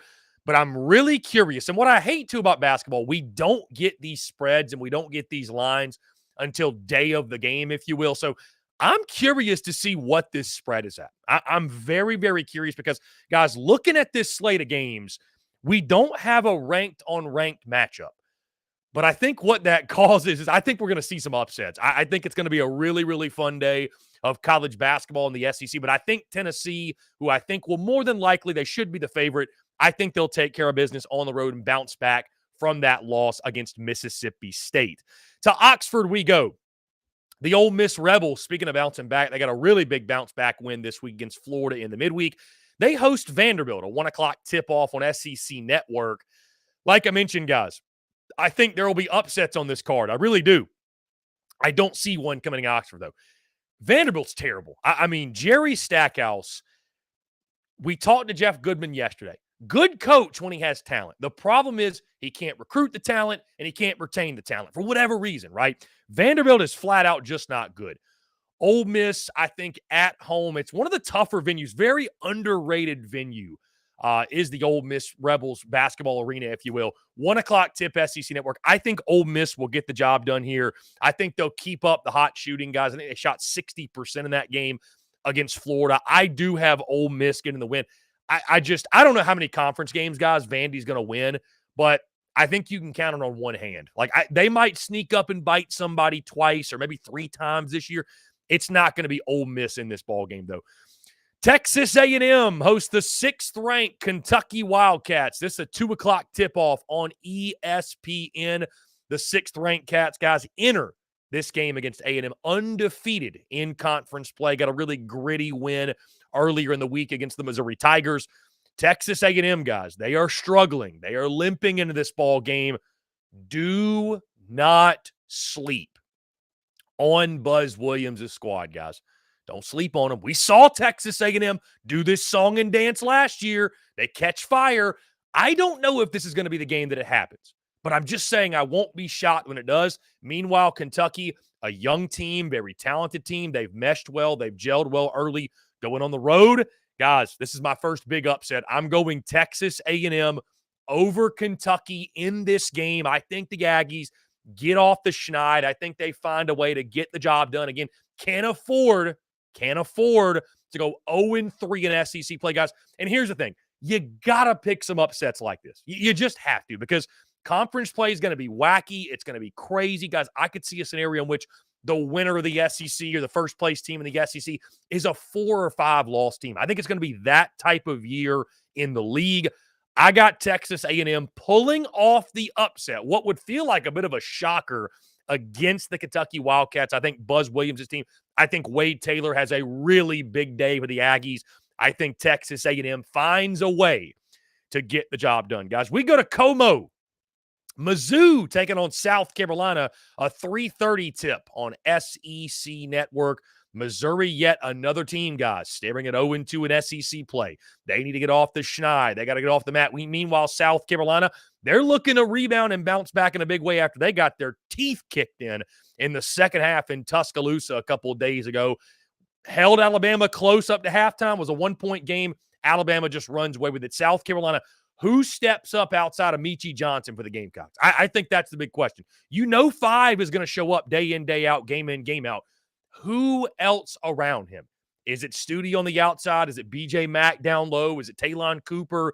Is it somebody else for South Carolina? Meanwhile, guys, from Mizzou, again, you can't afford to fall to 0-3 in SEC play. Okay. And Dennis Gates' team has been one of the most disappointing teams thus far, especially in conference play. I'm riding with Mizzou in this one. Again, it's just tough to go on the road and win. And I think this South Carolina team, I still like what Lamont Paris is doing. But, guys, we knew as they navigated non-conference, they got into SEC play, you're going to hit some bumps in the road. And, again, I think a really hungry, desperate Mizzou team, a really physical Mizzou team, I think they will find a way to get the job done to salvage a victory. I've got the Missouri Tigers. Will this be an upset? I'm curious the spread on this one because you look at the ESPN, indicators or whatever, they heavily favor Mizzou, which feels like, what do you make of that really? What does that really mean? I think Mizzou on the home floor, South Carolina's got to find somebody outside of Michie Johnson. Do the shooting woes carry over into Como? I think they may. And again, I think Missouri, a desperate 0-2 in the conference team, I think they get the W. They beat South Carolina tomorrow afternoon. Florida taking on Arkansas in Gainesville. This a 4:00 tip on ESPN. Guys, I don't care who Arkansas is playing. I can't pick the Hogs. I don't trust Arkansas right now. Eric Musselman's team, they're lost. I mean, this team is lost. They're as talented as anybody in the SEC, but they are just completely lost, right? Picked Arkansas to pull the upset a week ago against Auburn. They lose that game by, 30 points or so. They go lose at Georgia. Florida, meanwhile, you're 0-2 in SEC play as well. Again, this is another team. You cannot fall to 0-3. You're desperate. Had a tough loss against Kentucky, and then that Ole Miss game. You allow 60% shooting for the Ole Miss Rebels, right? Just a horrendous defensive performance. I'm going with Florida, guys. I think Florida, it's like, what's the lesser of two evils here? Because Florida hadn't been great, but Arkansas has been terrible. Arkansas has been the remedy for everybody who needs a good game. I think the Gators will have that yet again. I think they are much, much better on the defensive side. I think they lock down. And guys, until I see Arkansas show up and win a game, I simply cannot pick the Hogs. But I tell you guys, if the turnaround's going to happen for Muss's team, it better happen sooner rather than later because, you still have time. You got 16 more conference games, but this thing can snowball on you, man. Positive and negative momentum are real things. And Arkansas, it's hard to imagine. It's hard to believe they're staring down the barrel of 0-3 in SEC play, but it's a very, very real thing, guys. We go to the Plains, the 16th ranked Auburn Tigers hosting LSU. Auburn, man, I really hope to one day get to Auburn's arena, by the way. One of the most fun atmospheres in college basketball.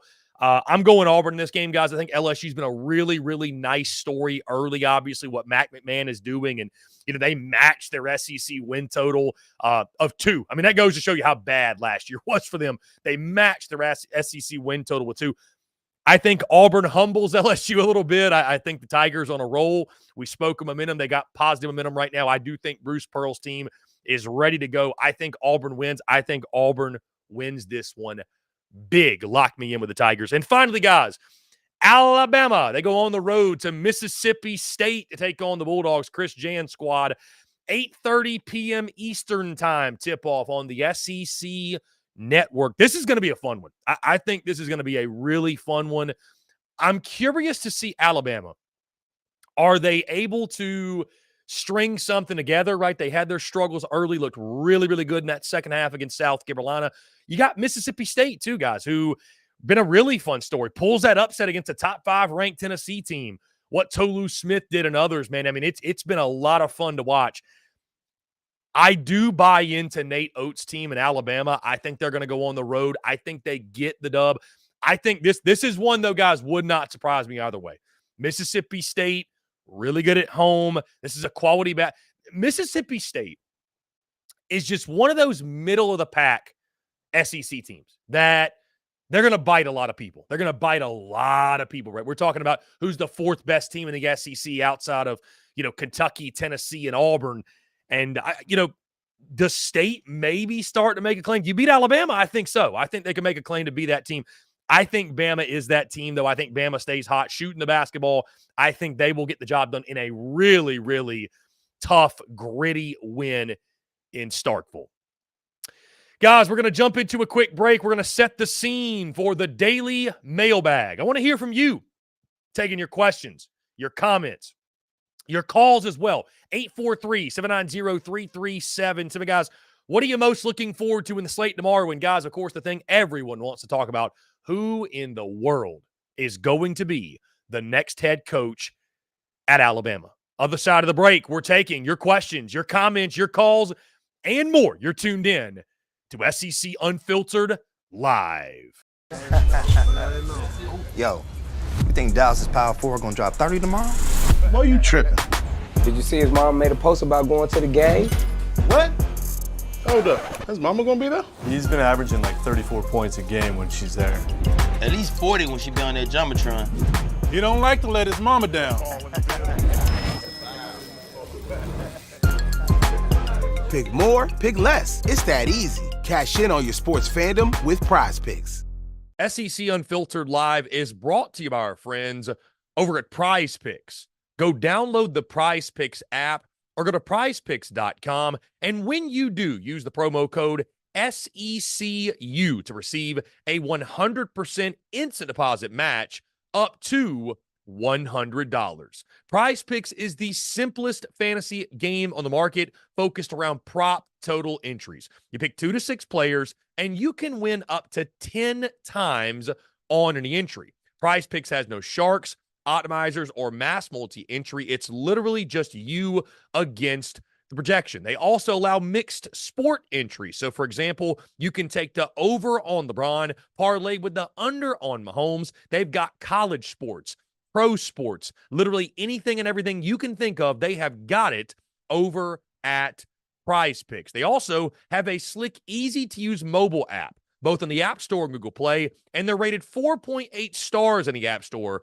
with rave reviews. So many fans and listeners of SEC Unfiltered have made tons of money with our friends at Prize Picks, and you should as well. So again, go download the Prize Picks app or head over to prizepicks.com, and when you do, use that promo code SECU to receive a 100% instant deposit match up to $100.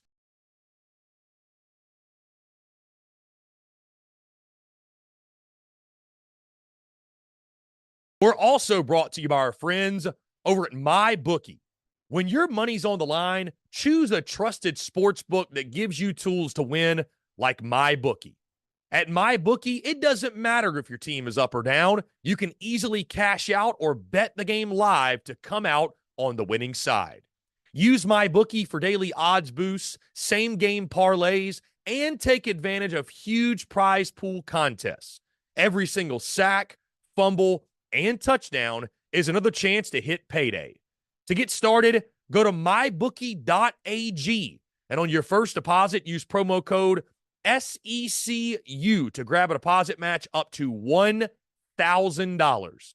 Try the MyBookie money bag as well to grab a potential Super Bowl frontrunner at long shot odds, plus 38,000 on the Eagles and Chiefs. You won't find odds like that anywhere else.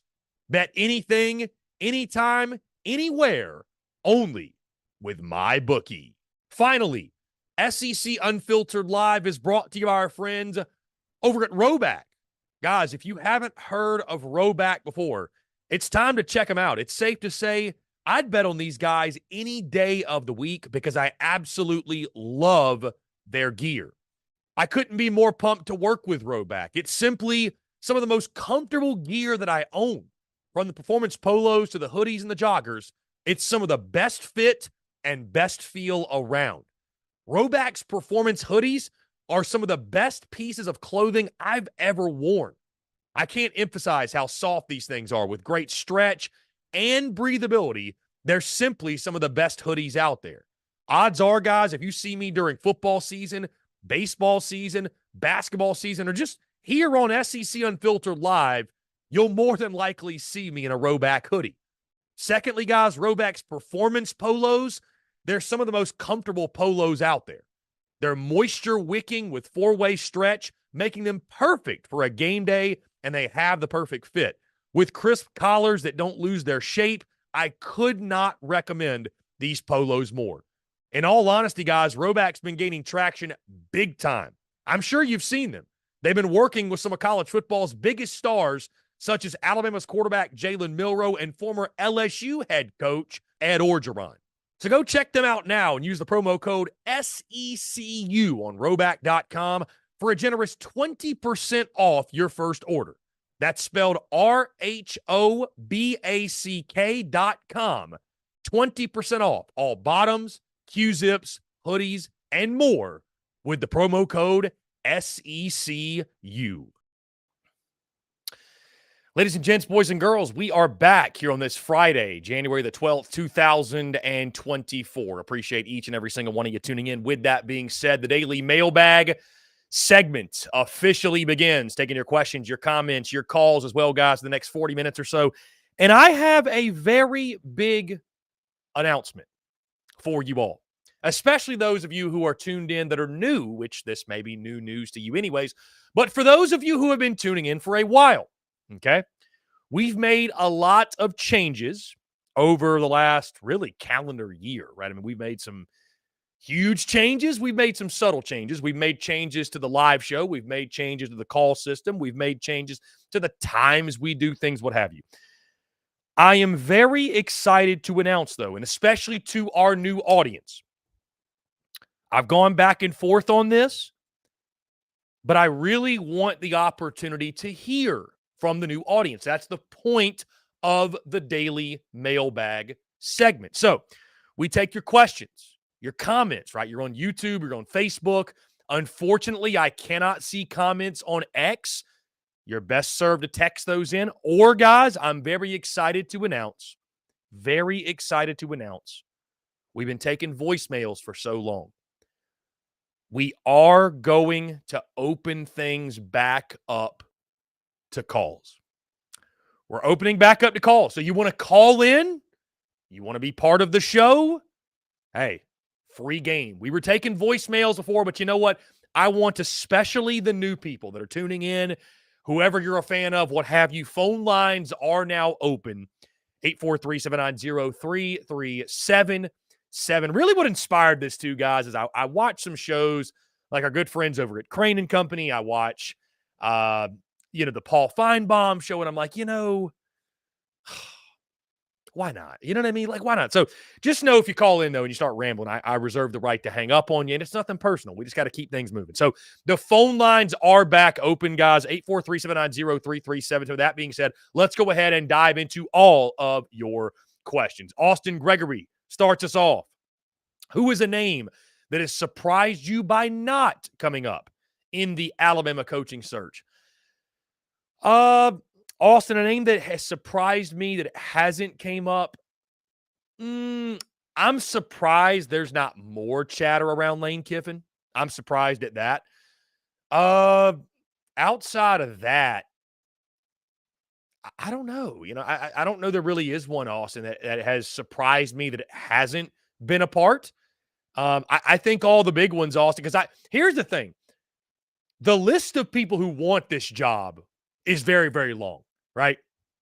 The list of people that are cut out for this job and that Bama should want and does want is very, very short, Austin. So there's a difference, right? So we knew this, the list of names for this job, Austin, when it came open, it wasn't longer than 5 or 6 names. I mean, you know what I mean? Like, because here's the thing, to follow up Nick Saban, to coach at Alabama, you're not hiring a guy that hasn't won a national title or anything of that sort. So, guys, let's jump to the phone lines real quick because I realize I don't even have this turned up. Here we go.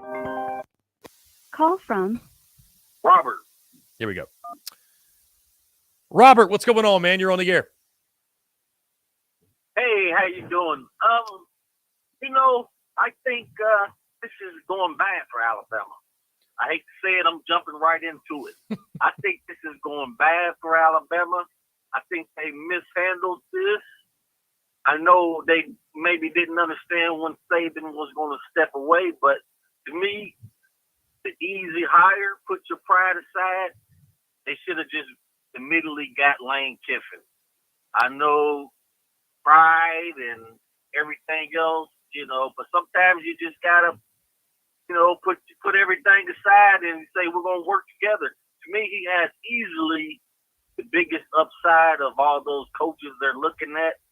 I have kids that go to Indiana University, so I kind of follow the board a little bit, and I just think the potential for Lane Kiffin and that Alabama program with the money and the backing is by far head and shoulders above everybody else.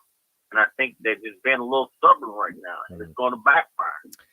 Robert, admittedly, I would throw the bag at Lane Kiffin. I think for what college football is with the portal, the NIL stuff, and I also think, too, you got to factor in, like, who the next head coach at Alabama, they got to have a certain makeup, right? Like, not everybody can handle that pressure cooker, and not everybody can handle, Nick Saban still being around the program. And I think Kiffin could handle that. Yes, you got to have that shape. I think Kiffin could handle that. So, to your point, man, I mean, I think what's interesting about the search is Greg Burns kept things so hush-hush as he said he would. Have they even contacted Lane Kiffin? I have no idea. So, it's I don't know, man. Signs point to DeBoer being the guy, but I can't help but feel like we might be in for a curveball when it does get announced. Okay, I agree with you, but I think they're going to be going through some, not troubling years, but I don't think they're going to be like the power that they could be if they would have just slipped and gave it to Lane Kiffin. It's going to be interesting for sure. Thanks for taking my call. Yeah, Robert, I appreciate the call, man. Thank you so much.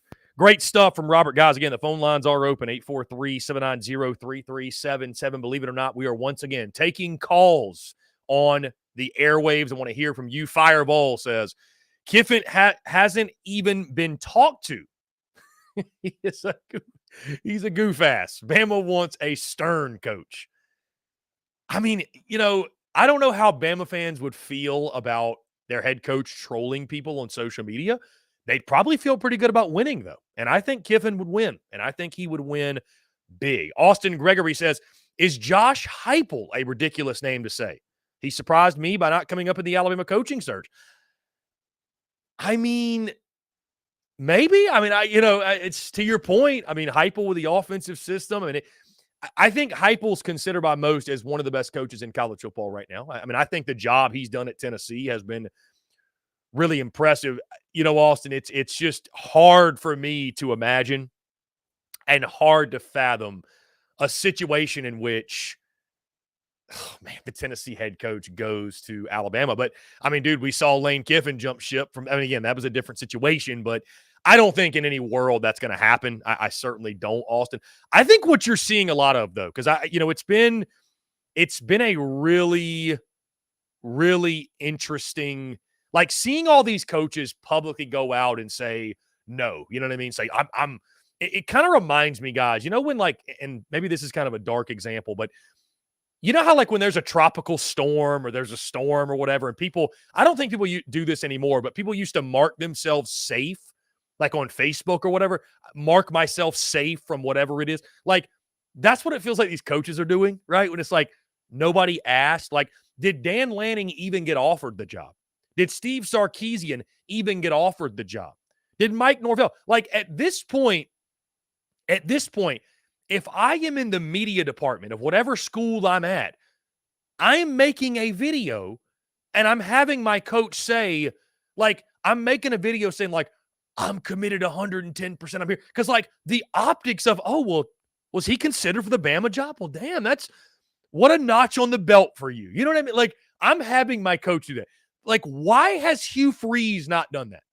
There would be nothing funnier than Hugh Freeze going out there making a video saying, War damn Eagle, I'm committed to Auburn. You know what I mean?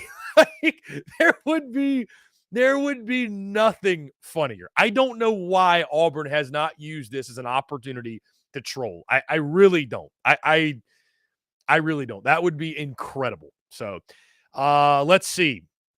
Guys, again, thank you all so much for tuning in. Hit that subscribe button. You're on YouTube. Hit that bell icon so you get notifications of when we go live, when we drop new video content as well, guys, which is every single day. We do this live show every day, noon to 2 p.m. Eastern.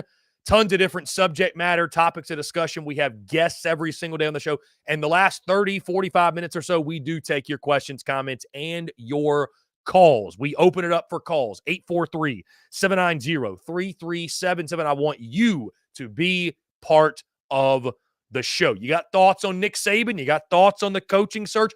Who do you think is the guy to replace the GOAT? Who is that? Let's see. Firevole says, if Bama hires Tommy Rees, it'll be about as big a mistake as you could possibly make. That one would be pretty wild. That one would be wild, no doubt. How about this? Isaiah Bond, Alabama wide receiver, has officially entered the portal. It begins. Matt Zenitz reporting this. Isaiah Bond is in the transfer portal. Dennis Dodd posting this 1:28 p.m. this 2 minutes ago. The Alabama search seems to be coming down to a decision by Kalen DeBoer. That via Dennis Dodd. Bama fans, how would you feel about Kalen DeBoer? I think the only thing about Kalen DeBoer that people would push back on is he's not an SEC guy, right? He's a West Coast, Seattle. And I think that's a hire, guys, that like DeBoer did a great job at Washington. Did a great job, right?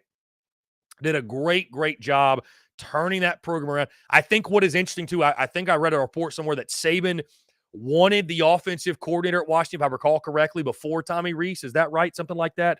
So there is a connection there, maybe. I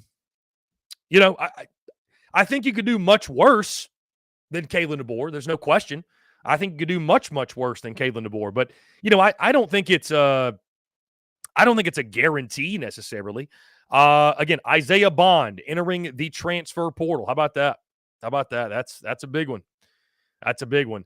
I mean, dude, they got to get somebody in there, and they got to get them in there fast. You know what I mean? Like the level of poaching that is going on with that Alabama roster, insane. Like I would love to be a fly on the wall that is hearing those conversations.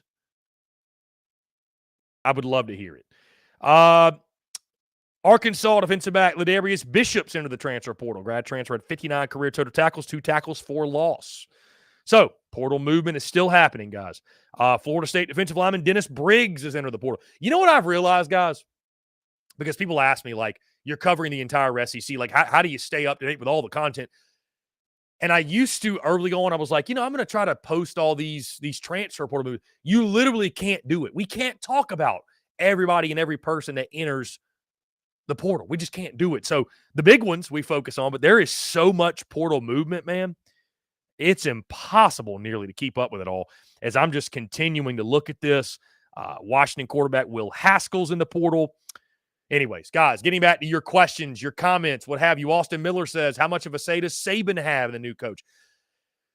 I mean, Austin, I think it'd be crazy to think he doesn't have somewhat of a say. I think it'd be crazy to think that he's not involved to some degree. I mean, you think about it. You think about it, Austin. Basically, it's like building a business, right? I mean, Nick Saban has built Alabama to what it is. He's built Alabama into this behemoth, right? Think about, and our good friend Ryan Miller, who kicked off the show, talked about, think about what Bama football was when he took over. And I joked, yesterday, but it's true. I'm old enough to remember when Alabama football stunk. Like, I'm old enough I remember 2004. I remember early 2000s Alabama football. It was not. I remember year one of Nick Saban losing to La Monroe. I remember that vividly.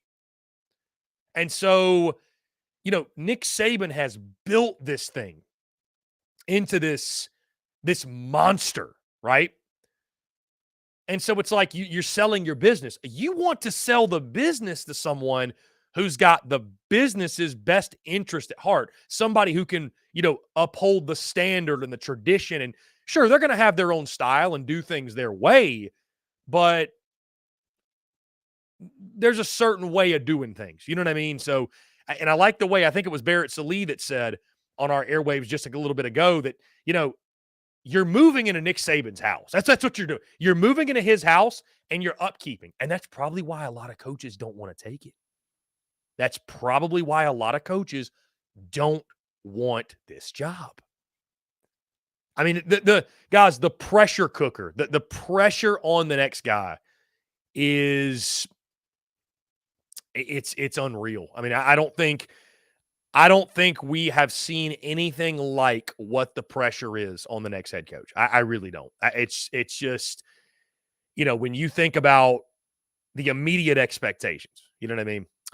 It's going to be wild. P. Digit says, isn't Saban keeping an administration position? I'm not exactly sure what his position is.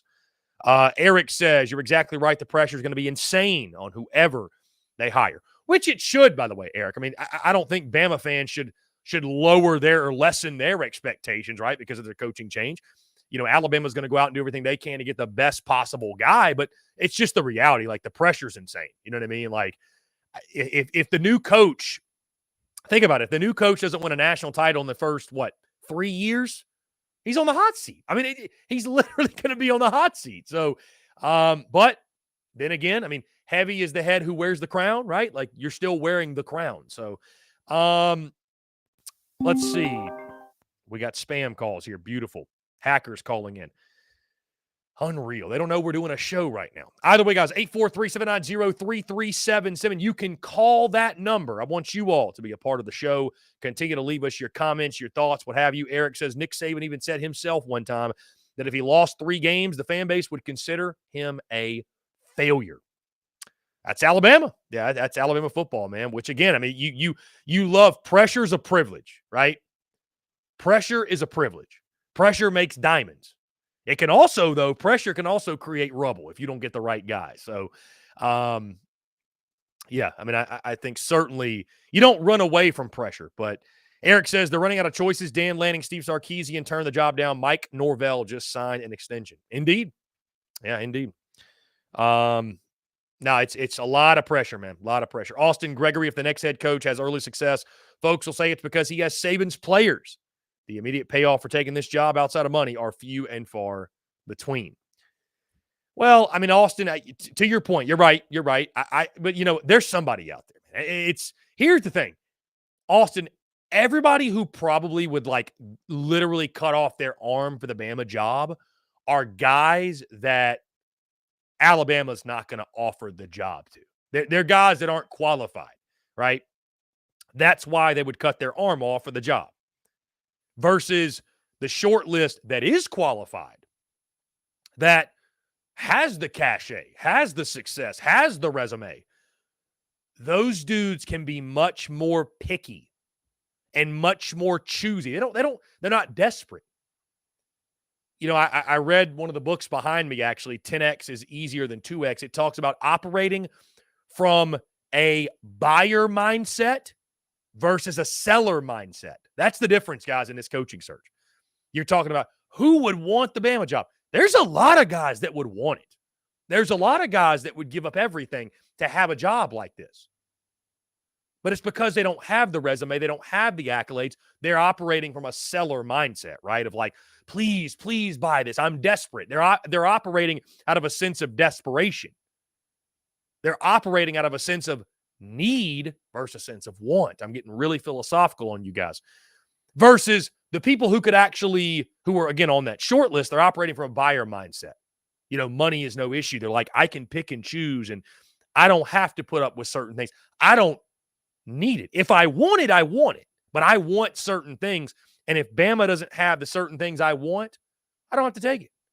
I think that's what you're seeing from Steve Sarkisian, Dan Lanning, maybe even Mike Norvell. Now, were those guys offered the job? I don't know. Maybe not. But I think that's why, again, Austin, there's a lot of people, if they just open it up, hey, listen, your favorite team, your favorite team, your favorite coach, he might be taking it. He probably would be taking it because it'd be the opportunity of a lifetime. But if you're already at a program that, let's just say, is a 12-team college football playoff contender, and you're in a good spot, and again, look at Mike Norvell. He just leveraged this to get $10 million a year. Jimmy Sexton's the winner in all this. That dude is a certified gangster. You know what I mean? Like, this dude is out here just getting deals, getting dudes paid. That man is the Don.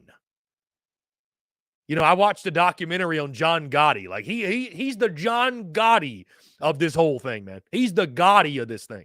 Like, he's out here facilitating deals, wheeling, dealing, smoking a stove, having him a whiskey, getting everybody, including himself, paid, man. Getting himself paid. It's wild, man. It is wild. It's wild. Let's see. No One FX says no one wants to pick up after Nick Saban. I mean, again, that's a very good point. Why not just stay where I'm at, where I've built?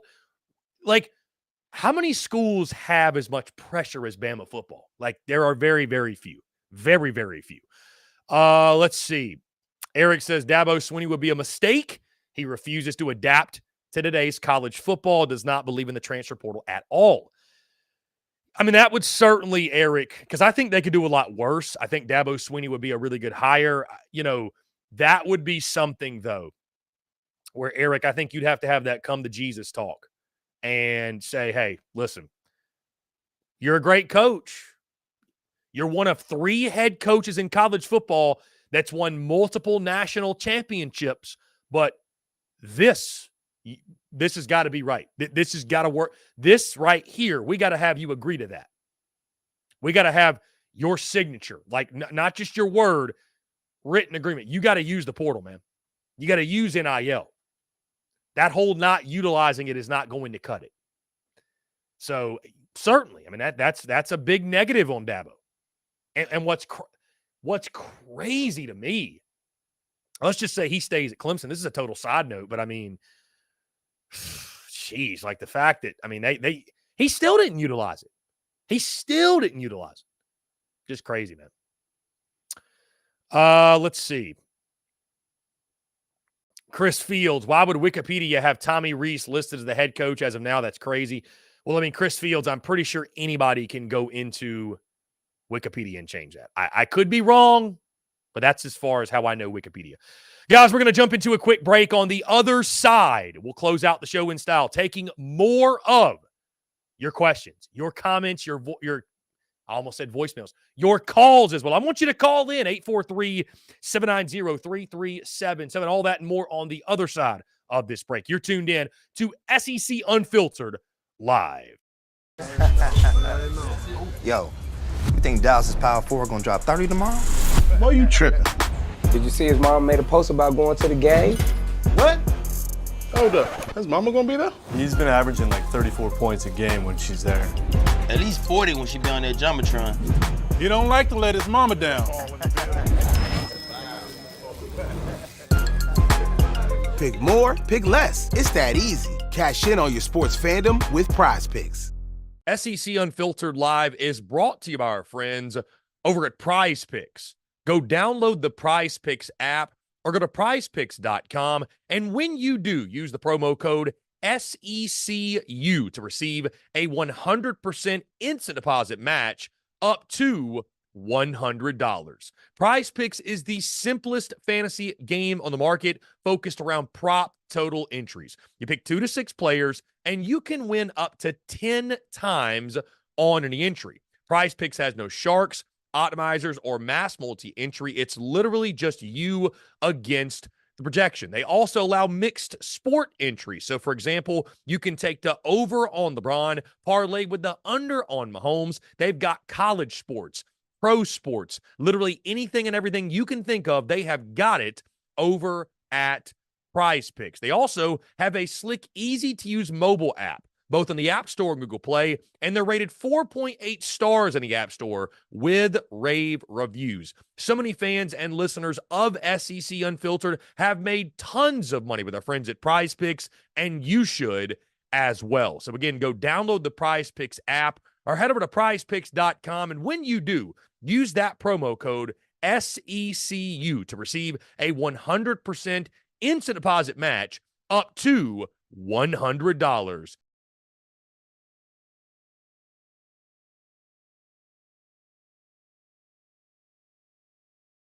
We're also brought to you by our friends over at MyBookie. When your money's on the line, choose a trusted sports book that gives you tools to win, like MyBookie. At MyBookie, it doesn't matter if your team is up or down. You can easily cash out or bet the game live to come out on the winning side. Use MyBookie for daily odds boosts, same-game parlays, and take advantage of huge prize pool contests. Every single sack, fumble, and touchdown is another chance to hit payday. To get started, go to mybookie.ag, and on your first deposit, use promo code SECU to grab a deposit match up to $1,000. Try the MyBookie money bag as well to grab a potential Super Bowl frontrunner at long shot odds, plus 38,000 on the Eagles and Chiefs. You won't find odds like that anywhere else. Bet anything, anytime, anywhere, only with MyBookie. Finally, SEC Unfiltered Live is brought to you by our friends over at Roback. Guys, if you haven't heard of Roback before, it's time to check them out. It's safe to say I'd bet on these guys any day of the week because I absolutely love their gear. I couldn't be more pumped to work with Roback. It's simply some of the most comfortable gear that I own. From the performance polos to the hoodies and the joggers, it's some of the best fit and best feel around. Roback's performance hoodies are some of the best pieces of clothing I've ever worn. I can't emphasize how soft these things are with great stretch and breathability.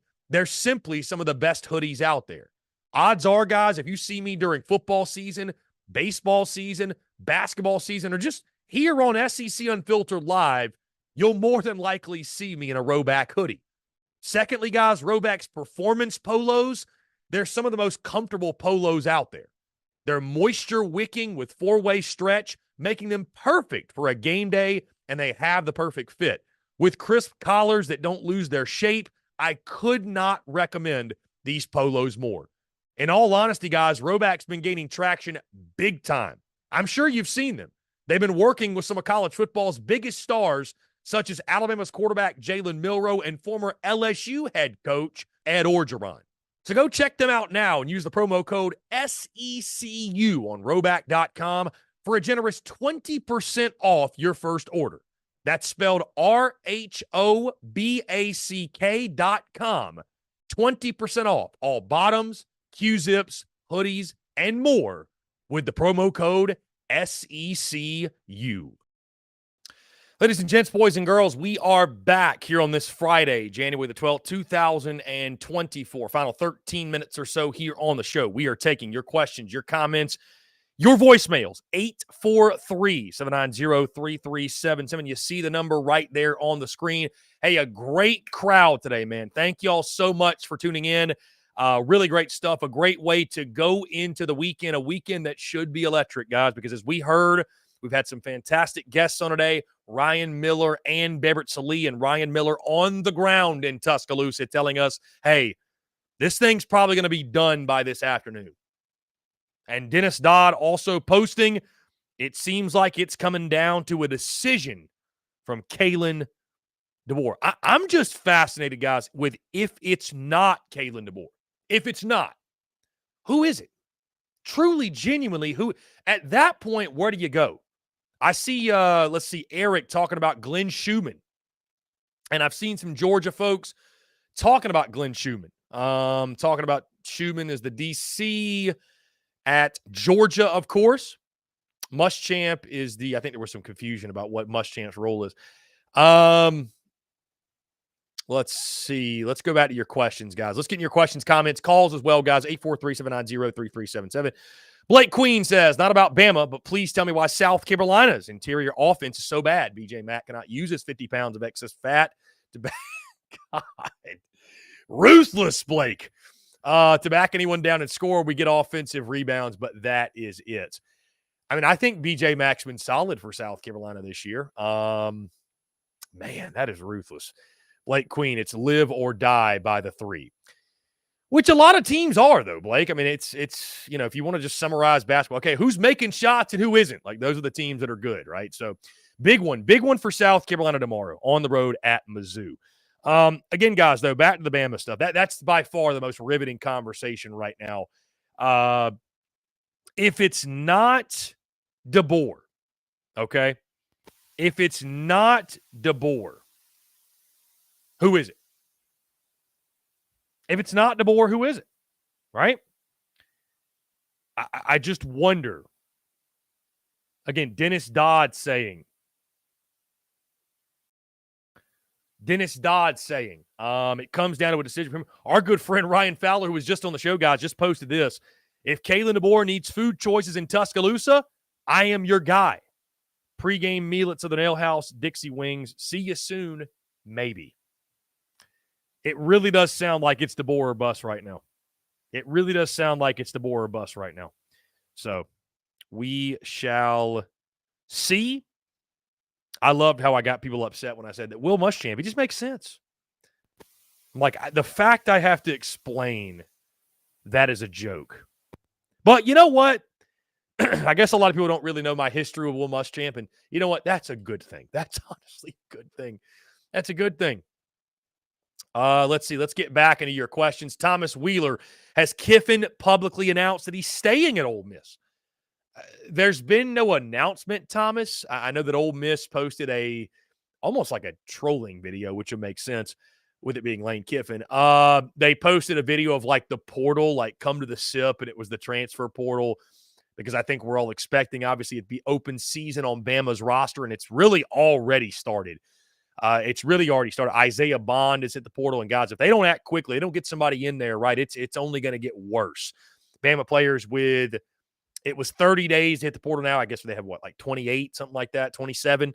But almost a month they have to hit the transfer portal. So Bama's got to get somebody in there, get them in there quick. And it does sound like it's going to be Kalen DeBoer. We shall see.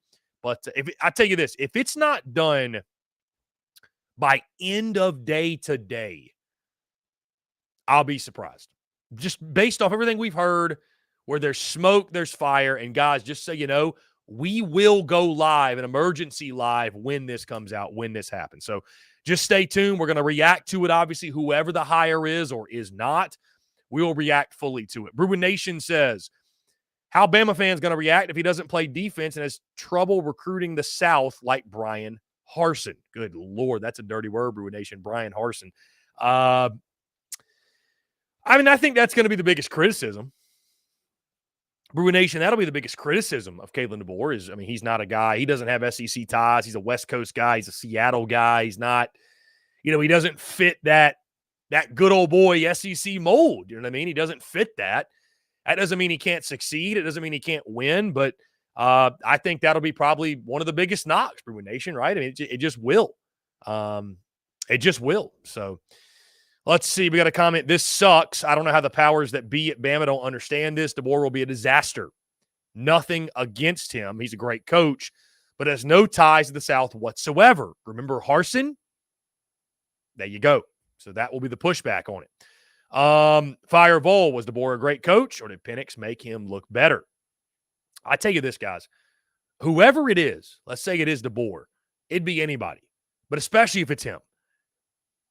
Can we all agree the leash is going to be short? It's you know what I mean? Like the first signs of trouble.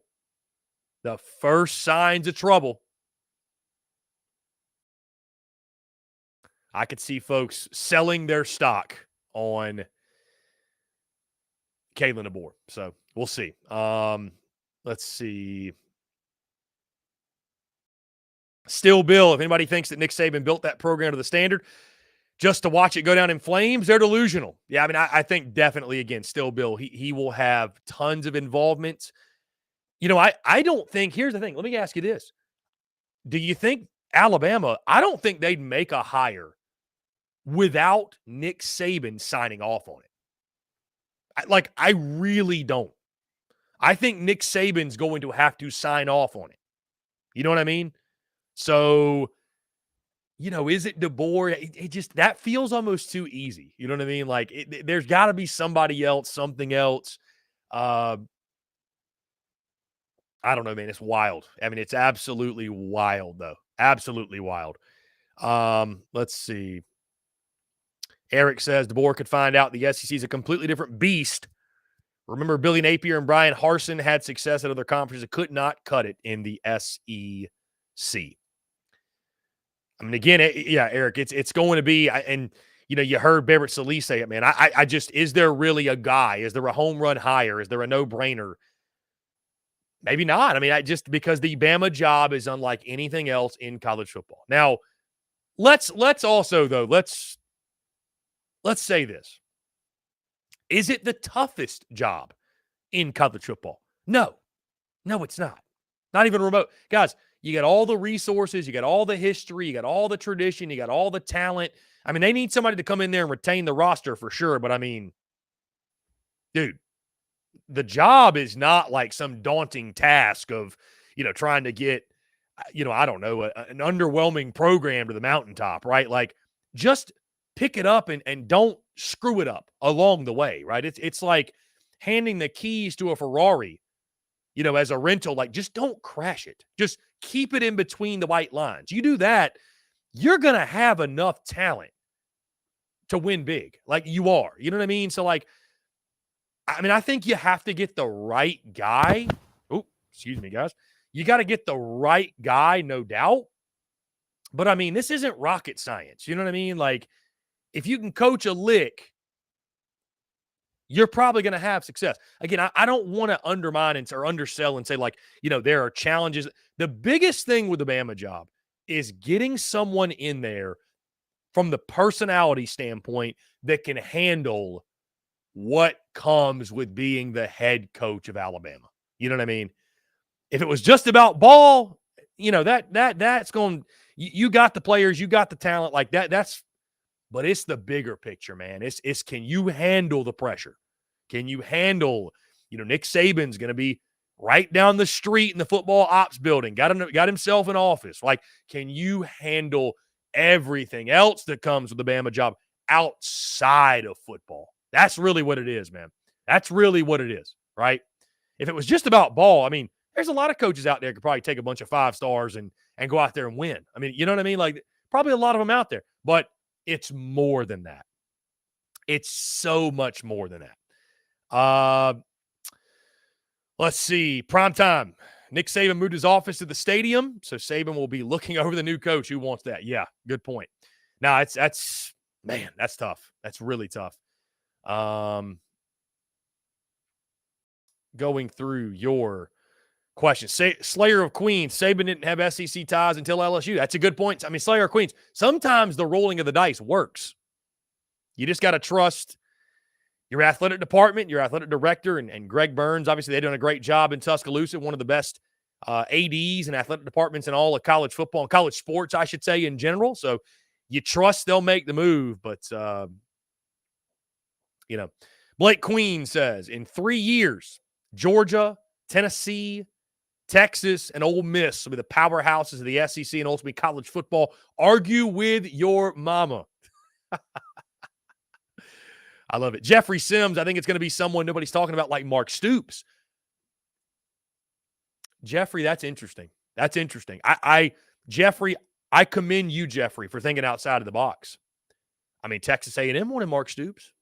I'm not saying, obviously, Bama and A&M aren't equal, but could this be the big job for Mark Stoops? Would that make sense? Is that crazy? Is that outlandish to think that Mark Stoops has won at Kentucky? All due respect, guys. Mark Stoops has turned Kentucky into a legitimate threat in the SEC. I was like, contender's not the right word. A legitimate threat. Like, we take it for granted now. Oh, Kentucky won 7 games. They didn't have a great year. The fact we are saying that goes to show how great Mark Stoops has been at Kentucky. Could Alabama roll the dice on a Mark Stoops? Mark Stoops wouldn't turn that down. There's no way. You don't turn down Alabama to stay at Kentucky. You don't. You don't. That's a fun one to think about. Like, that's a very outside of the box hire. I don't think it happens, but that one is really interesting. Really interesting. Guys, hey, a great crowd on YouTube today, all across social media, Facebook, X, Twitch, wherever you're tuning in, guys. If you're on YouTube, thank you all so much for tuning in. We do this every single day, noon to 2 p.m. Eastern time. Noon to 2. We talk an array of topics. We have special guests. We take your questions, comments, and calls at 843-790-3377 every single day, Monday through Friday. Hit that subscribe button on YouTube. Hit that bell icon so you get notifications of when we go live, when we drop new video content as well. Also, guys, our podcast drops daily. iTunes, Spotify, Google Podcasts, of course, at SEC Unfiltered. You can check that out. And, of course, follow us on social media, guys. X, Facebook, Instagram, TikTok, wherever you get your content. It is content bleeding out of the eyeballs. Guys, again, so many new viewers today on YouTube. Please do me a favor. Hit that subscribe button if you like what you have. Hit that thumbs up button as well. It helps boost the show. Rate, subscribe, all that good stuff. Again, thank you all so much. I am Chris Phillips of SEC Unfiltered. And, guys, stay tuned, by the way. As this coaching search stuff evolves, there may be an announcement today. Whenever it happens, we'll go live. We'll react to it. We'll take your questions, comments, and calls. We'll all react to whoever the next head coach at Alabama is. And yes, Slayer of Queens, thank you. We also have a free Discord. Join the SEC Unfiltered Discord. You can click our link in bio. The Discord link is there. Our good friend Slayer of Queens just posted that link in the live chat as well. So join the Discord, guys. It's a really good time. We'd love some more SEC flavor in there, some different fan bases. We keep the conversation going 24/7, 365 in that Discord, guys. So again, thank you all so much. Appreciate you all tuning in. Have a great weekend and stay tuned, because when that announcement's made, you can check us out live right here. All right, guys, I'm out of here. Appreciate you all tuning in. Thank you all so much. We will talk to you all on Monday.